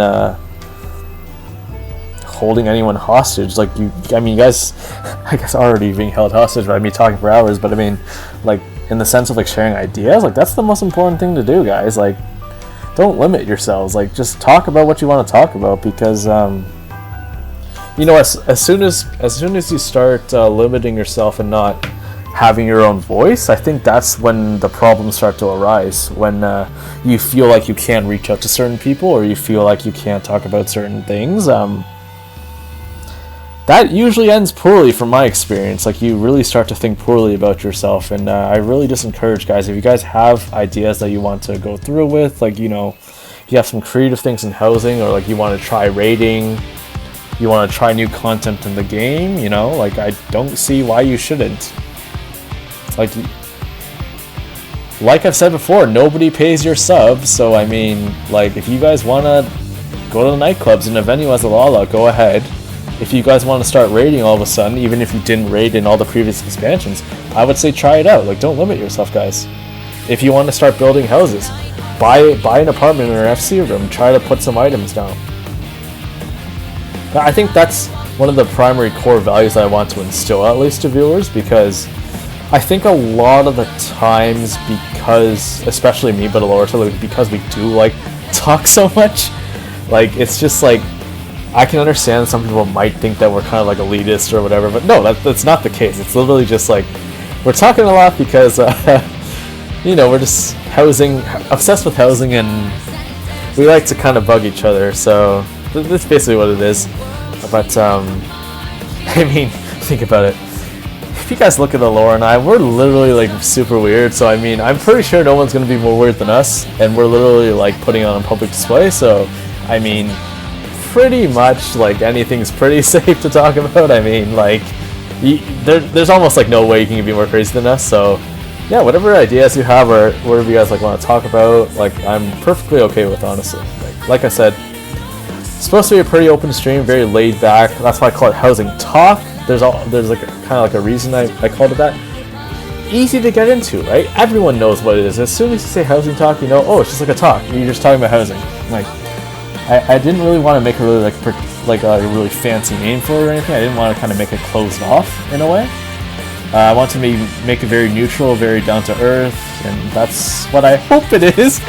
I hope my crazy tangents and kind of some of my crazy opinions didn't dissuade you from thinking otherwise, because, yeah, like I said, public platform, everyone can kind of share what they think.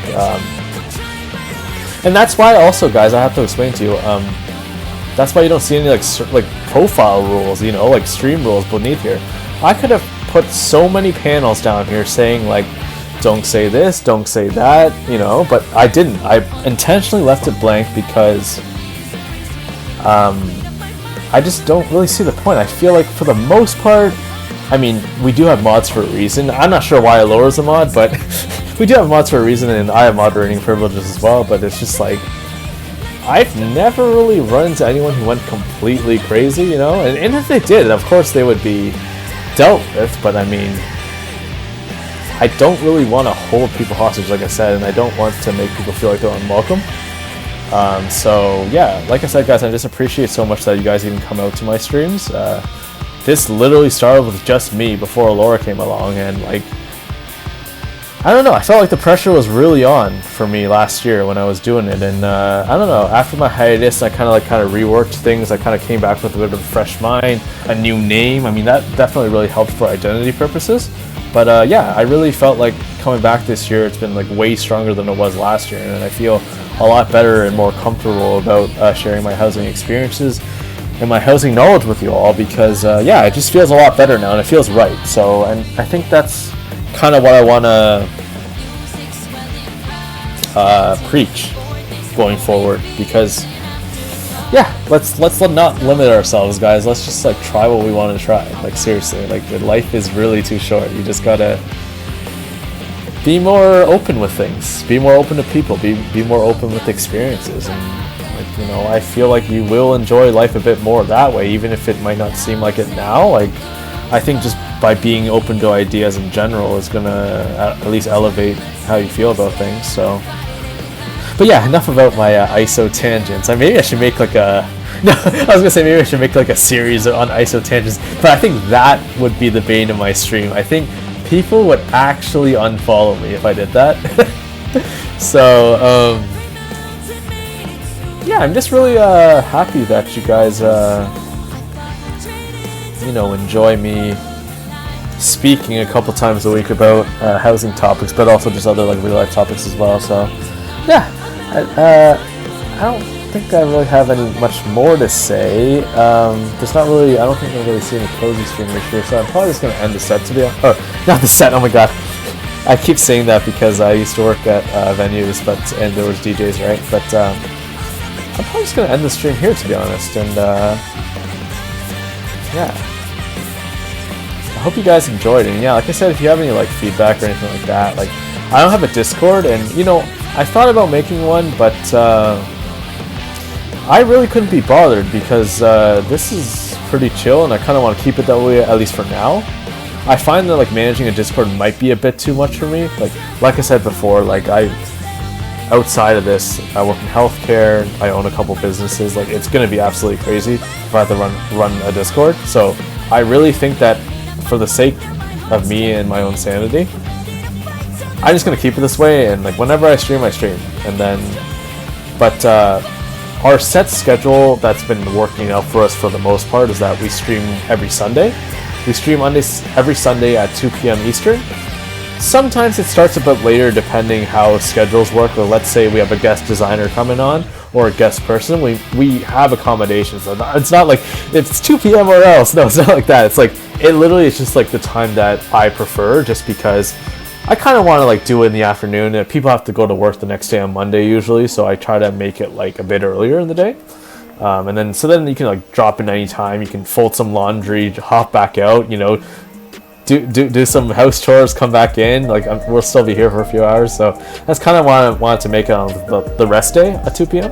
But yeah, any like extra streams, like there's not really any like notifications or pings that I sent out. I mean, it's pretty much just like If I feel like you're interested, like let's say I have you on as a Discord contact, I'll like reach out to you guys and just say, hey, just letting you know I have like a stream in a couple hours. But honestly, it's been really bad lately. I haven't stayed true to that. I literally message people like right before it starts, and I'm just like, oh god, guys, I didn't mean to do this. I don't want to bother you guys. I don't want to seem like a pest, but like at the same time, I kind of want to like tell like potentially interested folks that want to join in. So I'm really glad. Like I want to say a huge thank you to Small for coming out for my FC. I originally told him this a couple hours, before streaming. I said, hey, like I know you're into rating and stuff, but like, yeah, if you want to check out the housing stream, like you can if you want, but if you don't want to, it's totally okay. Like I said, it's totally fine. You have to like drop by, but I really appreciate that you did, and yeah, I'm just really happy and thankful that there's like lots and lots of people in my community who really appreciate like the atmosphere that I'm trying to maintain here and try to keep maintaining for future streams. And yeah, so Legloon. Yeah, Legloon too. Oh my god, I haven't seen Legloon in like literally over a year almost. I think so. Duckling says, yeah, thanks for the showcase. Yeah, no problem. Autumn says, always enjoyable. You are fab, so thank you so much. Yeah, all these lalas, and even if you're not lalas, like there's talls in here too, right? Like Rem and like Danny and like Fee, who was just here earlier. Kit Kat's not always a lala. She's usually a cat. Like that's what I'm saying, guys. It literally doesn't matter how you present yourselves, as long as like like you can vibe with people. You're open to ideas. That's all.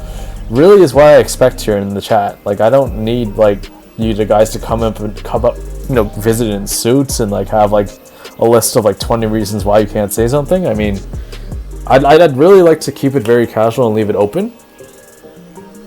So yeah, it's just kind of like the general vibe I'm trying to aim for here, and it makes me feel better too. I don't have to like prepare like 10,000 slides of like a disclaimer saying if you don't do like X, Y, and Z, you'll be like subject to certain disciplinary. No, we don't need any of that crap. We already get that at work, right? I'm not trying to make this like work, so it's like just make it chill. We're just vibing out. So yeah, and if you don't end up staying the whole time, so be it. There's a reason. I'm not sure if you guys see ads or not, actually. Like, do you guys see ads? Because I'm pretty sure I turned off all the ads. They may have turned them back on. Let me know if they have the ads back on. Because the reason why I turned them off is because I'd like us to have like an ongoing conversation. I don't need ads coming up every 2 seconds if you're not subbed.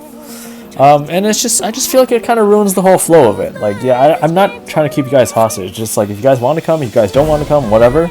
If you guys want to have me in the background without seeing the video, that's okay too. If you guys don't show up for a stream, you don't have to explain to me why you didn't show up. Just like, whatever. I just send the invites out, and if you guys want to come, so be it. If not, whatever, right?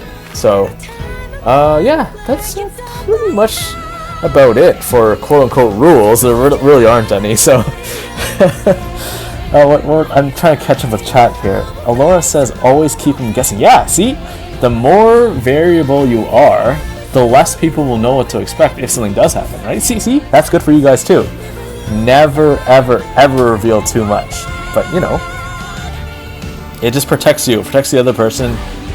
Everything's just better that way. Because you don't owe it to anyone. You don't have to explain yourself why you didn't show up to stream. This isn't work. This isn't a volunteer position. Like, you're just here for fun. If you guys want to hang out somewhere else, you stop in for 2 minutes, you don't stop in, whatever, right? I really don't care. Like, I'm not saying I don't care, like, I don't mind, right? Like, I'm not your boss. Like, I don't pay you to stay in the stream. So, like, that's why I turned off ads. You guys don't need to sub to me. I'm purely doing this for my own enjoyment. And that's how it should be. I guess I'm saying I know there's some people who do kind of go for, like, the money thing, but, I mean,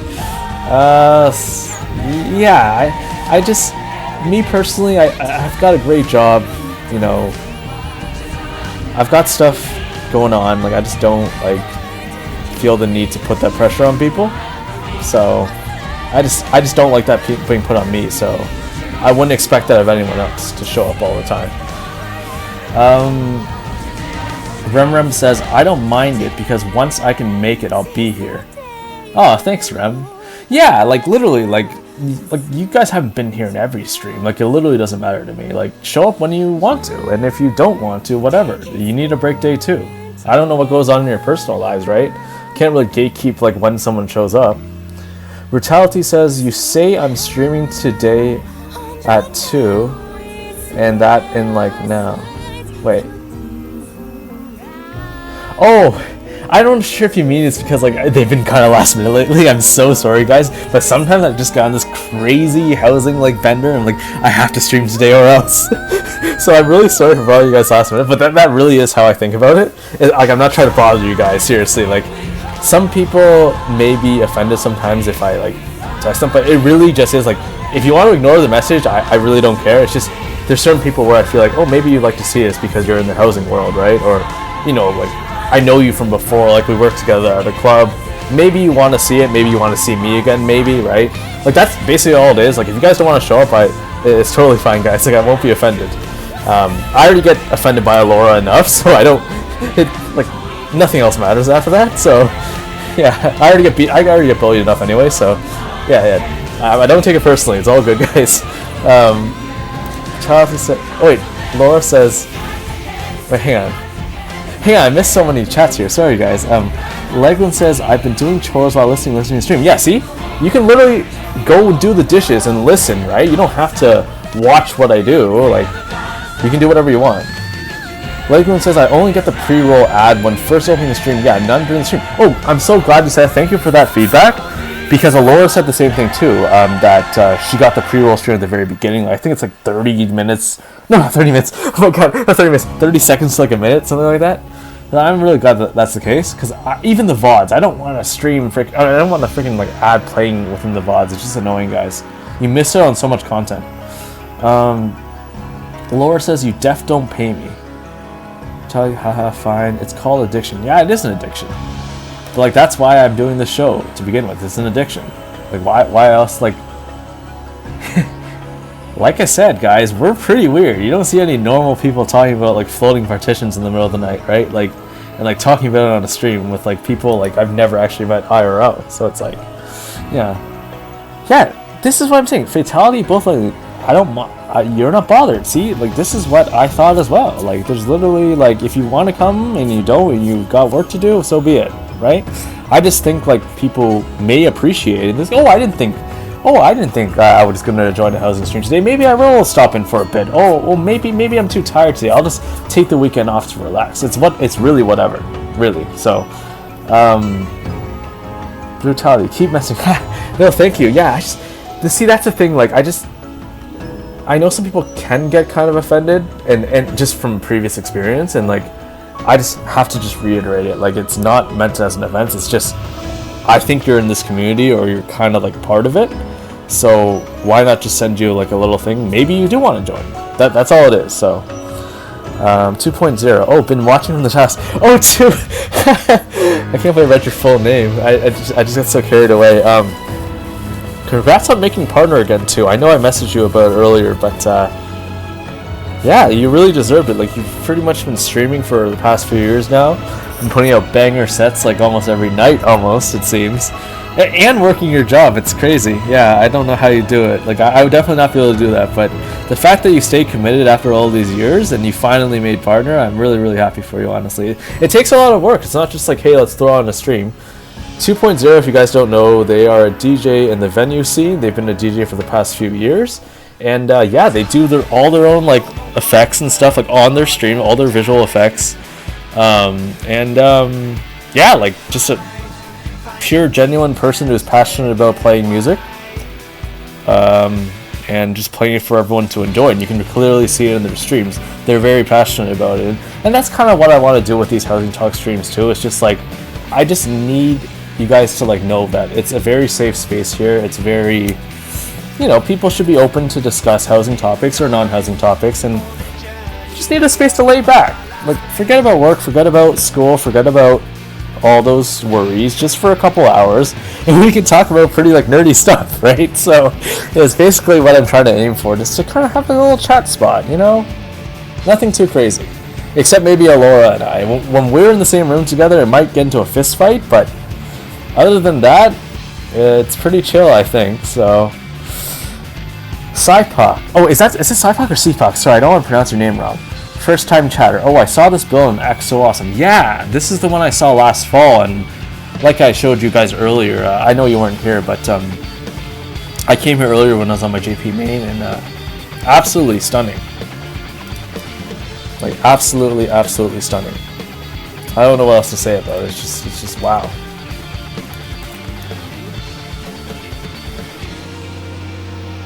So yeah, what's two saying? Two saying thank you, Icer, for being along for the ride too.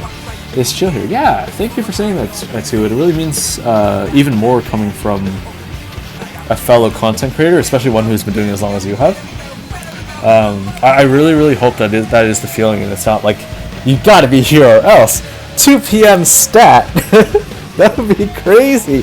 And the reason why I can't enforce that is because Laura and I are usually late. It's like, okay, we're gonna meet 15 minutes before. Make sure we prepare. We're gonna stream right at 2. And it usually ends up being like 2:05 or 2:07. We're just like, whatever. Who cares? People will show up when they show up.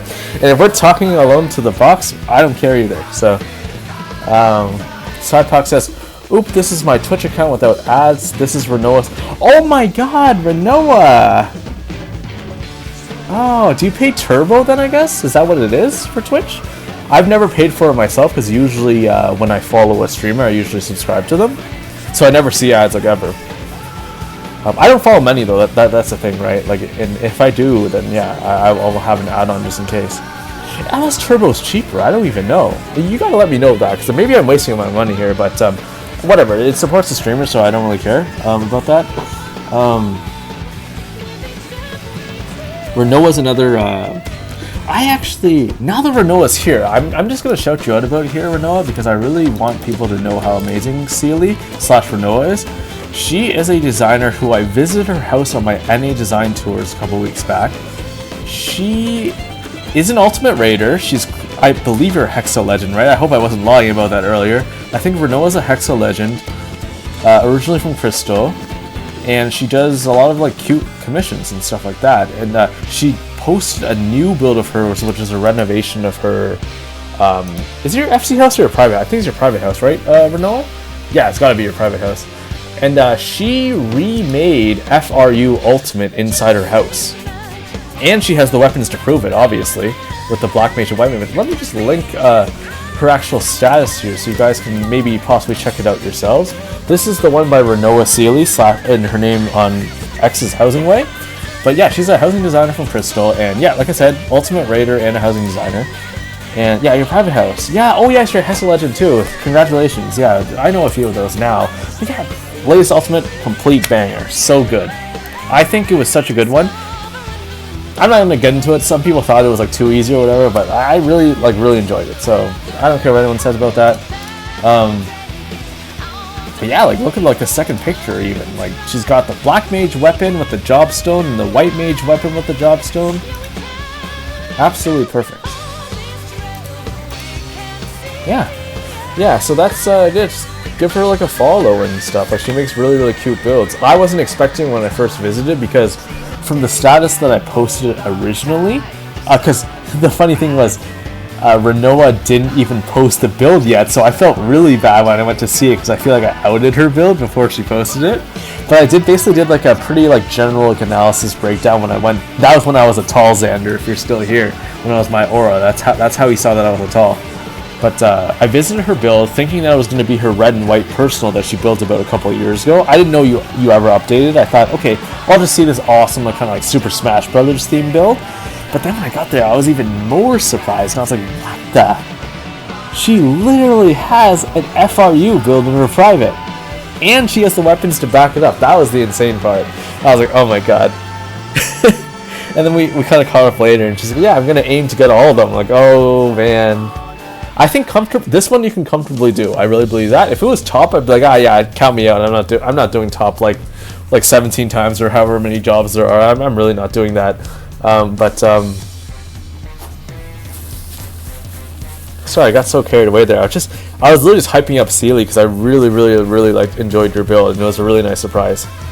And you were so kind to come back out to like a future stream and actually talk to me about it, which is really nice of you to do. You didn't have to, but I'm really appreciative of that.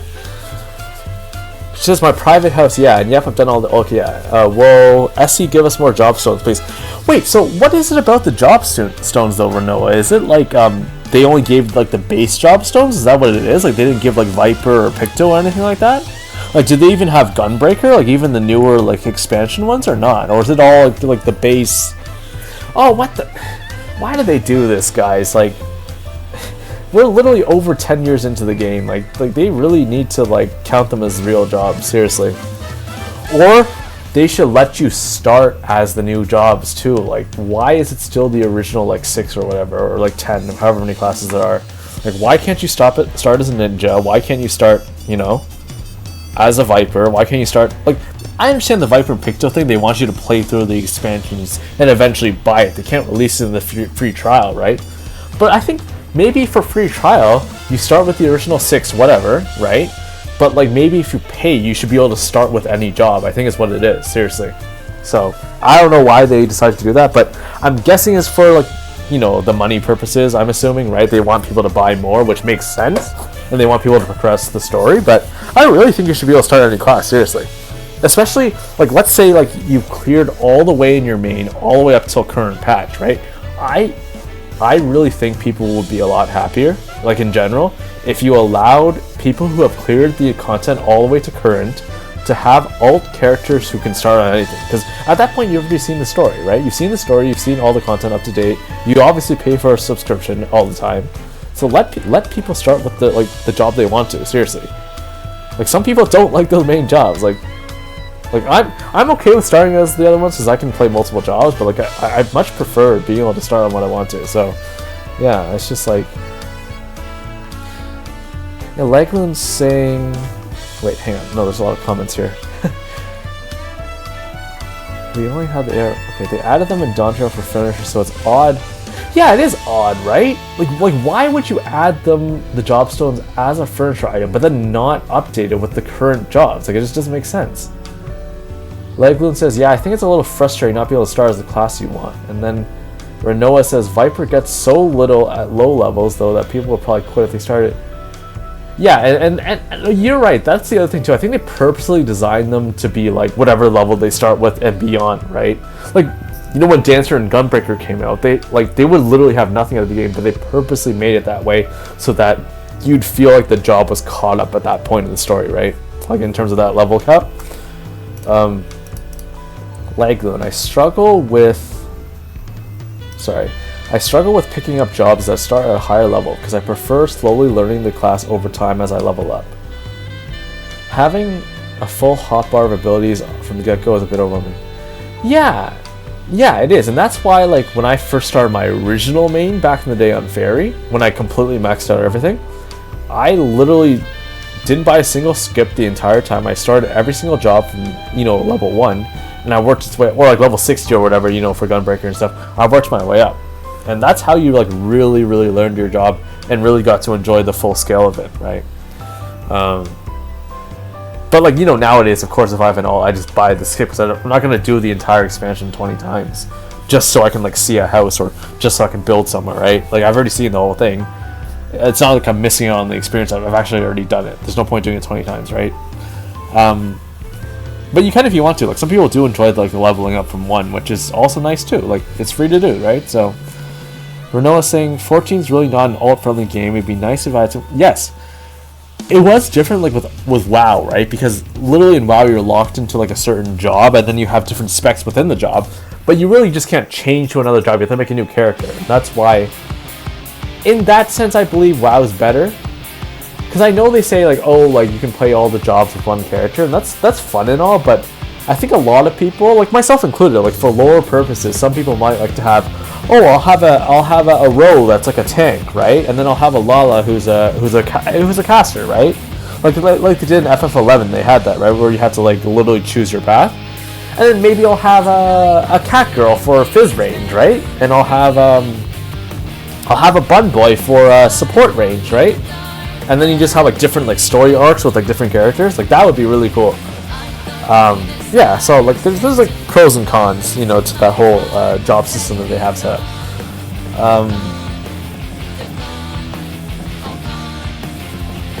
Yes, and Brutality is saying if you have done all the content, you should be able to choose if you want to go through MSQ again. Absolutely. Renoa says casters tend to scale down to low levels really well, and melee struggle.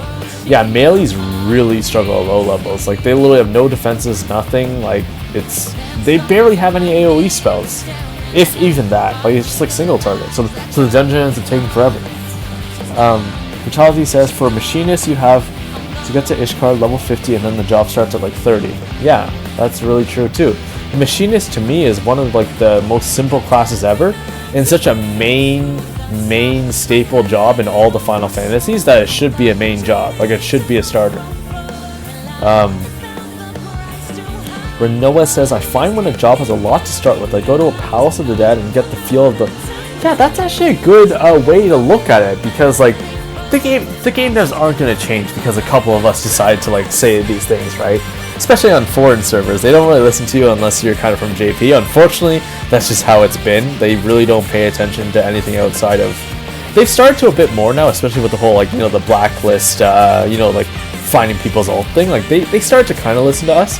But for the most part, if you're not from JP, they probably won't listen to you in terms of game design, because they really take after, like, their own, like, local population, right, first. But I find when a job has a lot to... Oh, yeah. Yeah, honestly, Palace of the Dead, I think it should still be more accessible. I don't think you should unlock it later. I feel like it should be unlocked like right from the get-go. When Duty Finder happens, you should unlock it. Because it kind of is like a gatekeeper in a way to keep people from playing it. And some people literally main Palace of the Dead. Like, they don't care about anything else but Palace. Like, you've seen those YouTubers, right? Who's that guy's name? Like, Angelus and stuff? They literally only do Palace of the Dead and they stream it, right? Like, there's people who are just obsessed, or they're obsessed with Boja, or they're obsessed with, like, housing, right? Obsessed with the glam. Like, just let people have those things at the beginning so that they can actually enjoy what they want to enjoy from the start. But like, only if, like, let's say only if they cleared the whole story. Like, let people do whatever they want for alts, right? Renoa's also saying Guild Wars has the best alt support since you can trade gear. Oh yeah, you can do that. Yes. I didn't play Guild Wars 2 that much. I know people like Teague and stuff played it a lot more, but like Teague is pretty much mostly in 14 now. But I like having all the jobs on my main 14. If gearing wasn't so bad anyways, I have 3. Yeah, like they really need to, like, I know like probably a lot of you don't care because you probably only do housing, but they really need to eliminate the lockout. I can't believe there's still a lockout now, and it's been several patches past like the debut, right?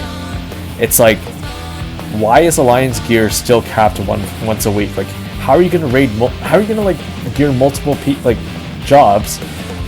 Like you can't make a system that has accessible for multiple jobs, but not allow you to train multiple jobs at once, right? Like, I feel like that's a bit bizarre to me, and unfortunately, it's always been the case since day one. So I don't know why, like, they don't see that players have like an uncomfortability with that. But I think it's because like a lot of the player base is casual too, and casuals, like, they usually don't care about that, but I'm sure some casuals do. I'm pretty sure some casuals want like at least a few characters they can switch between and not feel completely like rejected, right? Like, I'm sure there's like a few of you that play like 2 or 3 times a week for a couple hours a night, and then, oh, I don't want to play Machinist. I played Machinist 2 days ago. I want to play Warrior now, but still have equal strength, right? Like, you shouldn't have to like go dumb down to like a lower gear set just because you decide to play another character, right? That you have unlocked. Oh, it's gone now?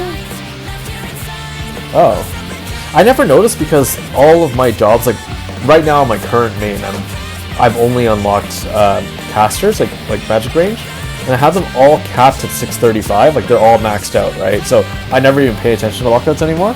But you're right, they really should do that, seriously. Like, for most of the player base, they're going to be so frustrated the entire time, right? Like, I only go into Juno to get, like, glams and stuff, but that's it. I don't care about anything else. We're, like, orchestrians, right? Like... Wait, what fellowship? Wait, what? Did you hear about fellowship? It's an MMO where you get all the fight content without any of the MMO. Looks fun for raiders. Oh my god. Will this be the time where I completely drop 14 and go to... that would never happen, I don't think. There's just too much... I think I'm too obsessed with 14 to ever change, honestly. I might like try it, but I don't know if I think that would actually bore me though eventually, because if it's all like battle, I don't know if I could actually like do that forever, right?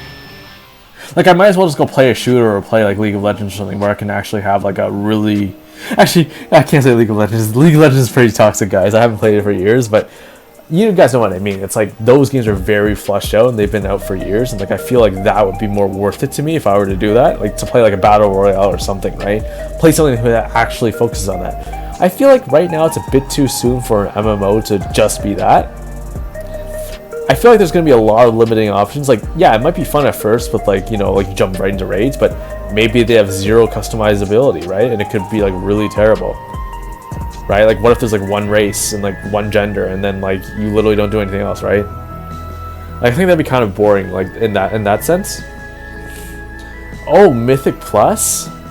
Man, I really don't know if it's a good thing or not, Renoa, because like I've definitely been really, really bad lobbies where you're suffering for hours, so I really don't know if I want to play that. Plan to play it with some of my WoW friends, but it doesn't have a... Yeah, see? That's what I'm saying. The whole point of MMOs is like people are here for the lore, right? They want like a really cool custom character that they can have, that they can really like, you know, envelop kind of like a relationship with, where it's just like you want to kind of see yourself through that character, and that's like the whole point of MMO. And they want to be social too, and like you can't do that if you literally have like one character, like in that MMO you're talking about. Like I feel like that's gonna be the case. If they're gonna like do like a full-on battle system, they're definitely gonna make sacrifices. They're not gonna put, I don't think they're gonna put as much resources into customization. And if they do, then it's gonna be an amazing game, right? But I just feel like they won't. It would cost way too much, I think, to do it that really seriously. Oh hey Layla, thanks for stopping by. Man, I can't believe I've been going on for like so long about this. Holy crap, I thought it'd end soon, but if you guys want to keep talking, so be it. I don't care. Like this is all like, this is housing talk. Whatever. It's ISO talk now. I'll just change the stream title, ISO talk. At some point, I'm gonna get sucked back into Guild Wars 2 for a bit. I'm behind. You know, Legloon, I really liked Guild Wars 2, but what was off for me was I didn't feel it was quite as fleshed as 14 or WoW. Maybe because it is free, but I just didn't feel like it was quite as polished, and to me that really matters for like staying purposes. Like, don't get me wrong, Guild Wars 2 was very fun for me. I really enjoyed it, but something was missing for me, and I think it really was that staying factor. And the fact that like 14, I played multiple Final Fantasies before, like leading up to this, so I already had a lot of the game context already building up, and like that's like part of the reason why I'd say like 14 would kind of like overshoot Guild Wars 2 for me, because like I just have more investment over my entire life with Final Fantasy rather than Guild Wars. Like I never played Guild Wars 1, I only played the second one. So like that's what really did it for me. It really is the lore based thing, like Renault was saying too. Like you want to have a custom character, you want to be able to have like, you know, custom relationships, right? See things from it. If you want to play a different race, play a different alt. See things from a different lens. If you want like a club alt, a housing alt, and then like a raid alt, you know, you can do that. Or a different region too, right? Like some of us play on multi-regions. Like Fatality plays on multi-regions. I play on multi-regions. Like a lot of housing people play on multi-regions. And Noah says, yeah, like the healers are literally like Overwatch style. You pick the dwarf. Yeah, that's what I'm saying. It's like you pick the character, but you don't actually get to choose what they look like, which kind of sucks. It sucks to me in a way. If it's gonna be an MMO, it sucks. But if it's gonna just be like battle content, yeah, it's damn good, right? Well, some people are here for the fighting, not so many yeah, story gatekeeps, yeah. You know, in a way, like it is kind of annoying sometimes when the story gatekeeps, but I feel like they should keep it that way because it really is about the story. Like, I know people will say like, oh no, I don't care anything about the story, but really Final Fantasies have always been about the story, and that's like their main, like, you know, draw factor, right? They want to focus on the lore, and it's always worked for them, so I think they should keep doing it, seriously. And if you really like the game enough, you will sacrifice all that story to get to where you need to be. Like, gamers are going to do whatever it takes for them to get there, and they're going to spend hours doing it, so you might as well just make it locked behind MSQ, right? Like that. It's a good strategy to go for marketing. They added housing to Guild Wars 2. Guild Wars is nice because I can come back to it whenever no sub. Yeah, that's the true thing too. You're not like thinking, oh no, I shouldn't be wasting all this money. I'll just leave my account when I want to. When I played Guild Wars 2, there was a lot of things that I loved, but endgame didn't seem... Okay, so maybe that's the thing then, because I didn't really get too far. I didn't even get close to endgame, actually, but 14 just kind of overtook me at that time, so I didn't even bother finishing it, because like, oh my god, 14 is so good, I'm just gonna like do this. I'm a one-game kind of player. I really find it hard to... I know UGP says take breaks, do whatever. It really is hard for me, because when I commit to something, I commit like 1,000% into it. And that's part of the reason why like I couldn't commit to Guild Wars. I just thought 14 was a lot better in a lot of ways. So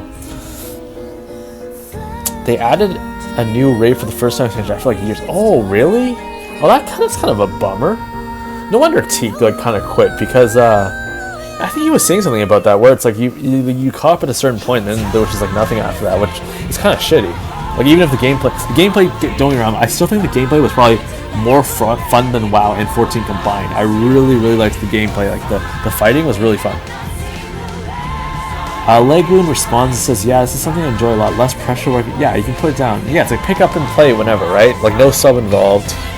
Same with HousingTalk. Like I could say HousingTalk is like Guild Wars 3, right? Should that be a hashtag? HousingTalk is Guild... I'll make a Guild Wars 3 hashtag for the stream, because that's how I find it. Like, it's like, you can come listen to HousingTalk, or you don't have to come listen to HousingTalk, and I won't give a shit.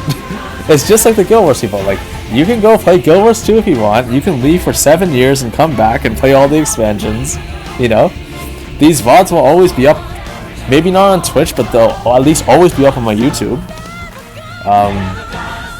Yeah, like, I'm gonna rename my show to Guild Wars 3 now that I have that idea. So next stream will be, like, on Sunday, will be Guild Wars 3. ISO and Alora visit the multi-tenants house in Guild Wars 3 realm. I'm gonna type Guild Wars 3 just here, just so I don't forget. And for all you legends out there who are here live on stream who, you know, saw how Guild Wars 3 was made, then you guys will know how to use that redeem. Let's see. Me too. FF all I didn't know what FF. I super enjoy. Yes, the rotations were. Yes. The 14 designs are better.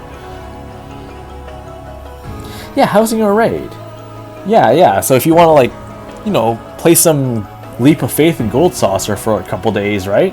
Play some Mahjong and forget about everything else. Do that, and then if you want to go back to the raid the next day, so be it, right? Like, you can literally like switch and nobody will care. Like, nobody even knows what you're queuing for, right? Like, it literally doesn't matter.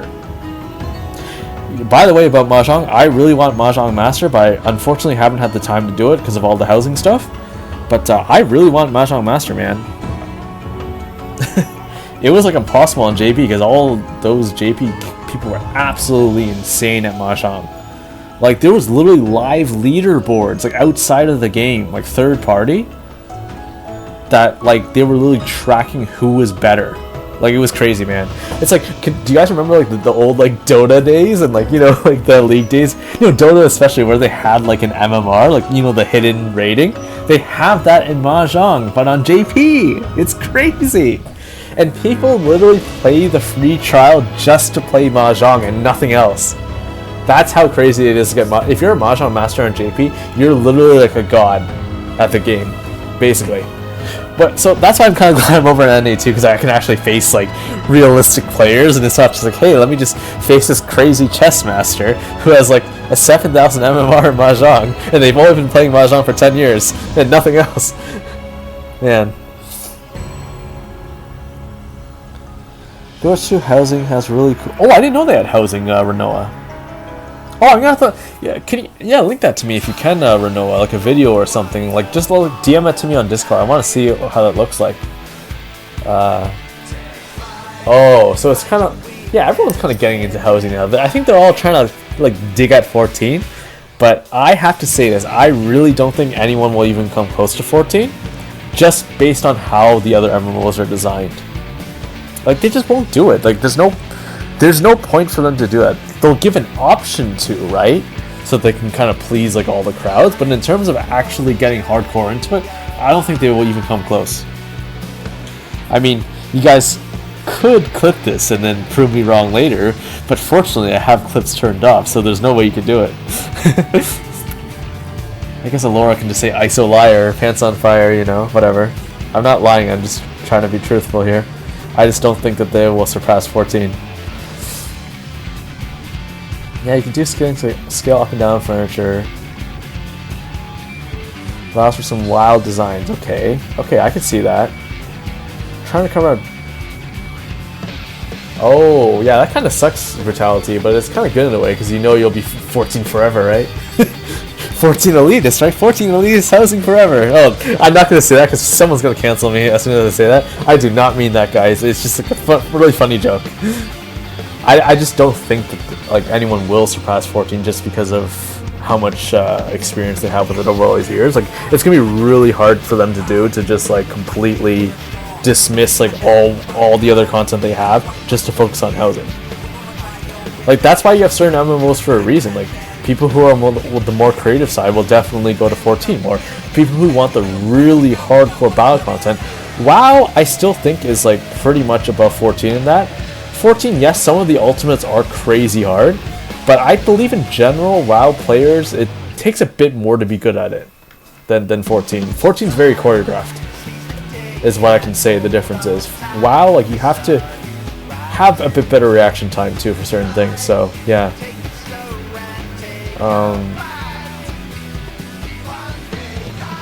They just got housing, okay, so yeah, I don't feel like I'm going to switch over anytime soon, so. Apparently people who like Mahjong play 14 just for it. It's one of the best online. Oh, really? I guess you're probably right, because like all those like random like DOS game. Well, DOS is making me feel old. Or like those like random like, you know, like straight to CD games back in the day, or like the Windows 98. Oh, you know those ones, right? Where it's just like, or think about this or no, the fake Mahjong, you know, like the Western Mahjong with the matching tiles, like that's always been the thing too, right? Where it's like it's not even the real Mahjong, but they're saying it's Mahjong. That always made me laugh so hard. It's just a matching game, which is like, yeah, it's like fun, but it's not actually Mahjong. So I think you're right in the sense that 14 really is the only real Mahjong game. Like, besides the online Mahjong games you play, like where you have to pay a sub and stuff. Like, why pay sub in there when you can just do it for free on 14, right? Ah, man, lots and lots of talking. We literally spent an hour talking about like random stuff. That's hilarious. Well, see, that's what the show is about, right? Like, I don't want, you know. I am getting kind of tired though. Like, that was quite a bit of talking. So I think for everyone's best interest, like, we are pretty much hitting almost the 4-hour mark, which is what I kind of predicted. But I really think I'll probably end it here, guys. Honestly, I'm probably just going to go grab a bite to eat, you know, get some water, get some hydrating going on, go to the washroom, you know, do normal things that aren't just 14. If I can even do that. I feel like if I let you guys talk forever, I'll literally stay here. So for hours. So I think that the best for you, for all of us, is that if I just stop now. Yeah, I'll probably just get some rest too, and yeah, forever's like who's still actually like here. I don't know who's actually here still, but for all of you guys who stuck it out for that last hour of us talking about like random shit, although it was really fun though, I'm really glad to hear all of your opinions about different things, because like I said, we should talk about it. Like, I'm not your boss, I'm not your teacher, you know what I mean? Like, come on guys, let's talk about real things. Real video game things for once, yeah. But yeah, I'm going to end the stream here before I start explaining myself to death, because you know I can go on that. Well, yeah, you guys are different. Alora is my employee, you guys are different. Just had to make that distinction there. See, that's the reason why she's a mod and you guys aren't. You guys don't have the responsibility of being pestered by me 24/7 to make certain changes, right? So, glad I was able to catch a stream. Have a good day. Oh, thank you so much, Legloon, for stopping by. Like I said, I didn't want to bother you because I know I haven't spoken to you in 1,000 years, but I just thought that you might appreciate it. And I'm just really glad you came out to like have a talk with everyone. Yeah. When Noah says, I'm glad I caught the end. Yeah, the end hour, right? Which is like a quarter of the stream just talking about Guild Wars. And wow. Have a good night all. Yeah, I'll see you guys all later. And yeah, I'm just gonna end it here, guys, okay? Have a good night, and if I don't see you guys later, then I'll see you guys this Sunday, which is in a couple days, Sunday, March 9th at 2 p.m. Eastern, Alora and I will be doing a visit of the JP Multi-Designer Housing Mansion, or Housinger Mansion is the real name, and that will be on Meteorama, and we'll be exploring 50 unique rooms from different JP designers. And the theme this month is free. So I don't know what to expect. I haven't actually looked at all of them yet. I've only seen that it's been open, so I will be completely blind when I go in. And I think it'll just be really fun. Hopefully we get some JP designers there to actually guide us through the tours, but if not, whatever, Alora and I will make our own fun and kind of like piss on each other kind of thing, or have like a pissing contest, I guess. And yeah, I hope I see you guys in a couple days, and if not, then I'll see you whenever I see you. And on that note, I'm just going to end the stream now. So everyone have a good night, and I will see you on the next one. See ya!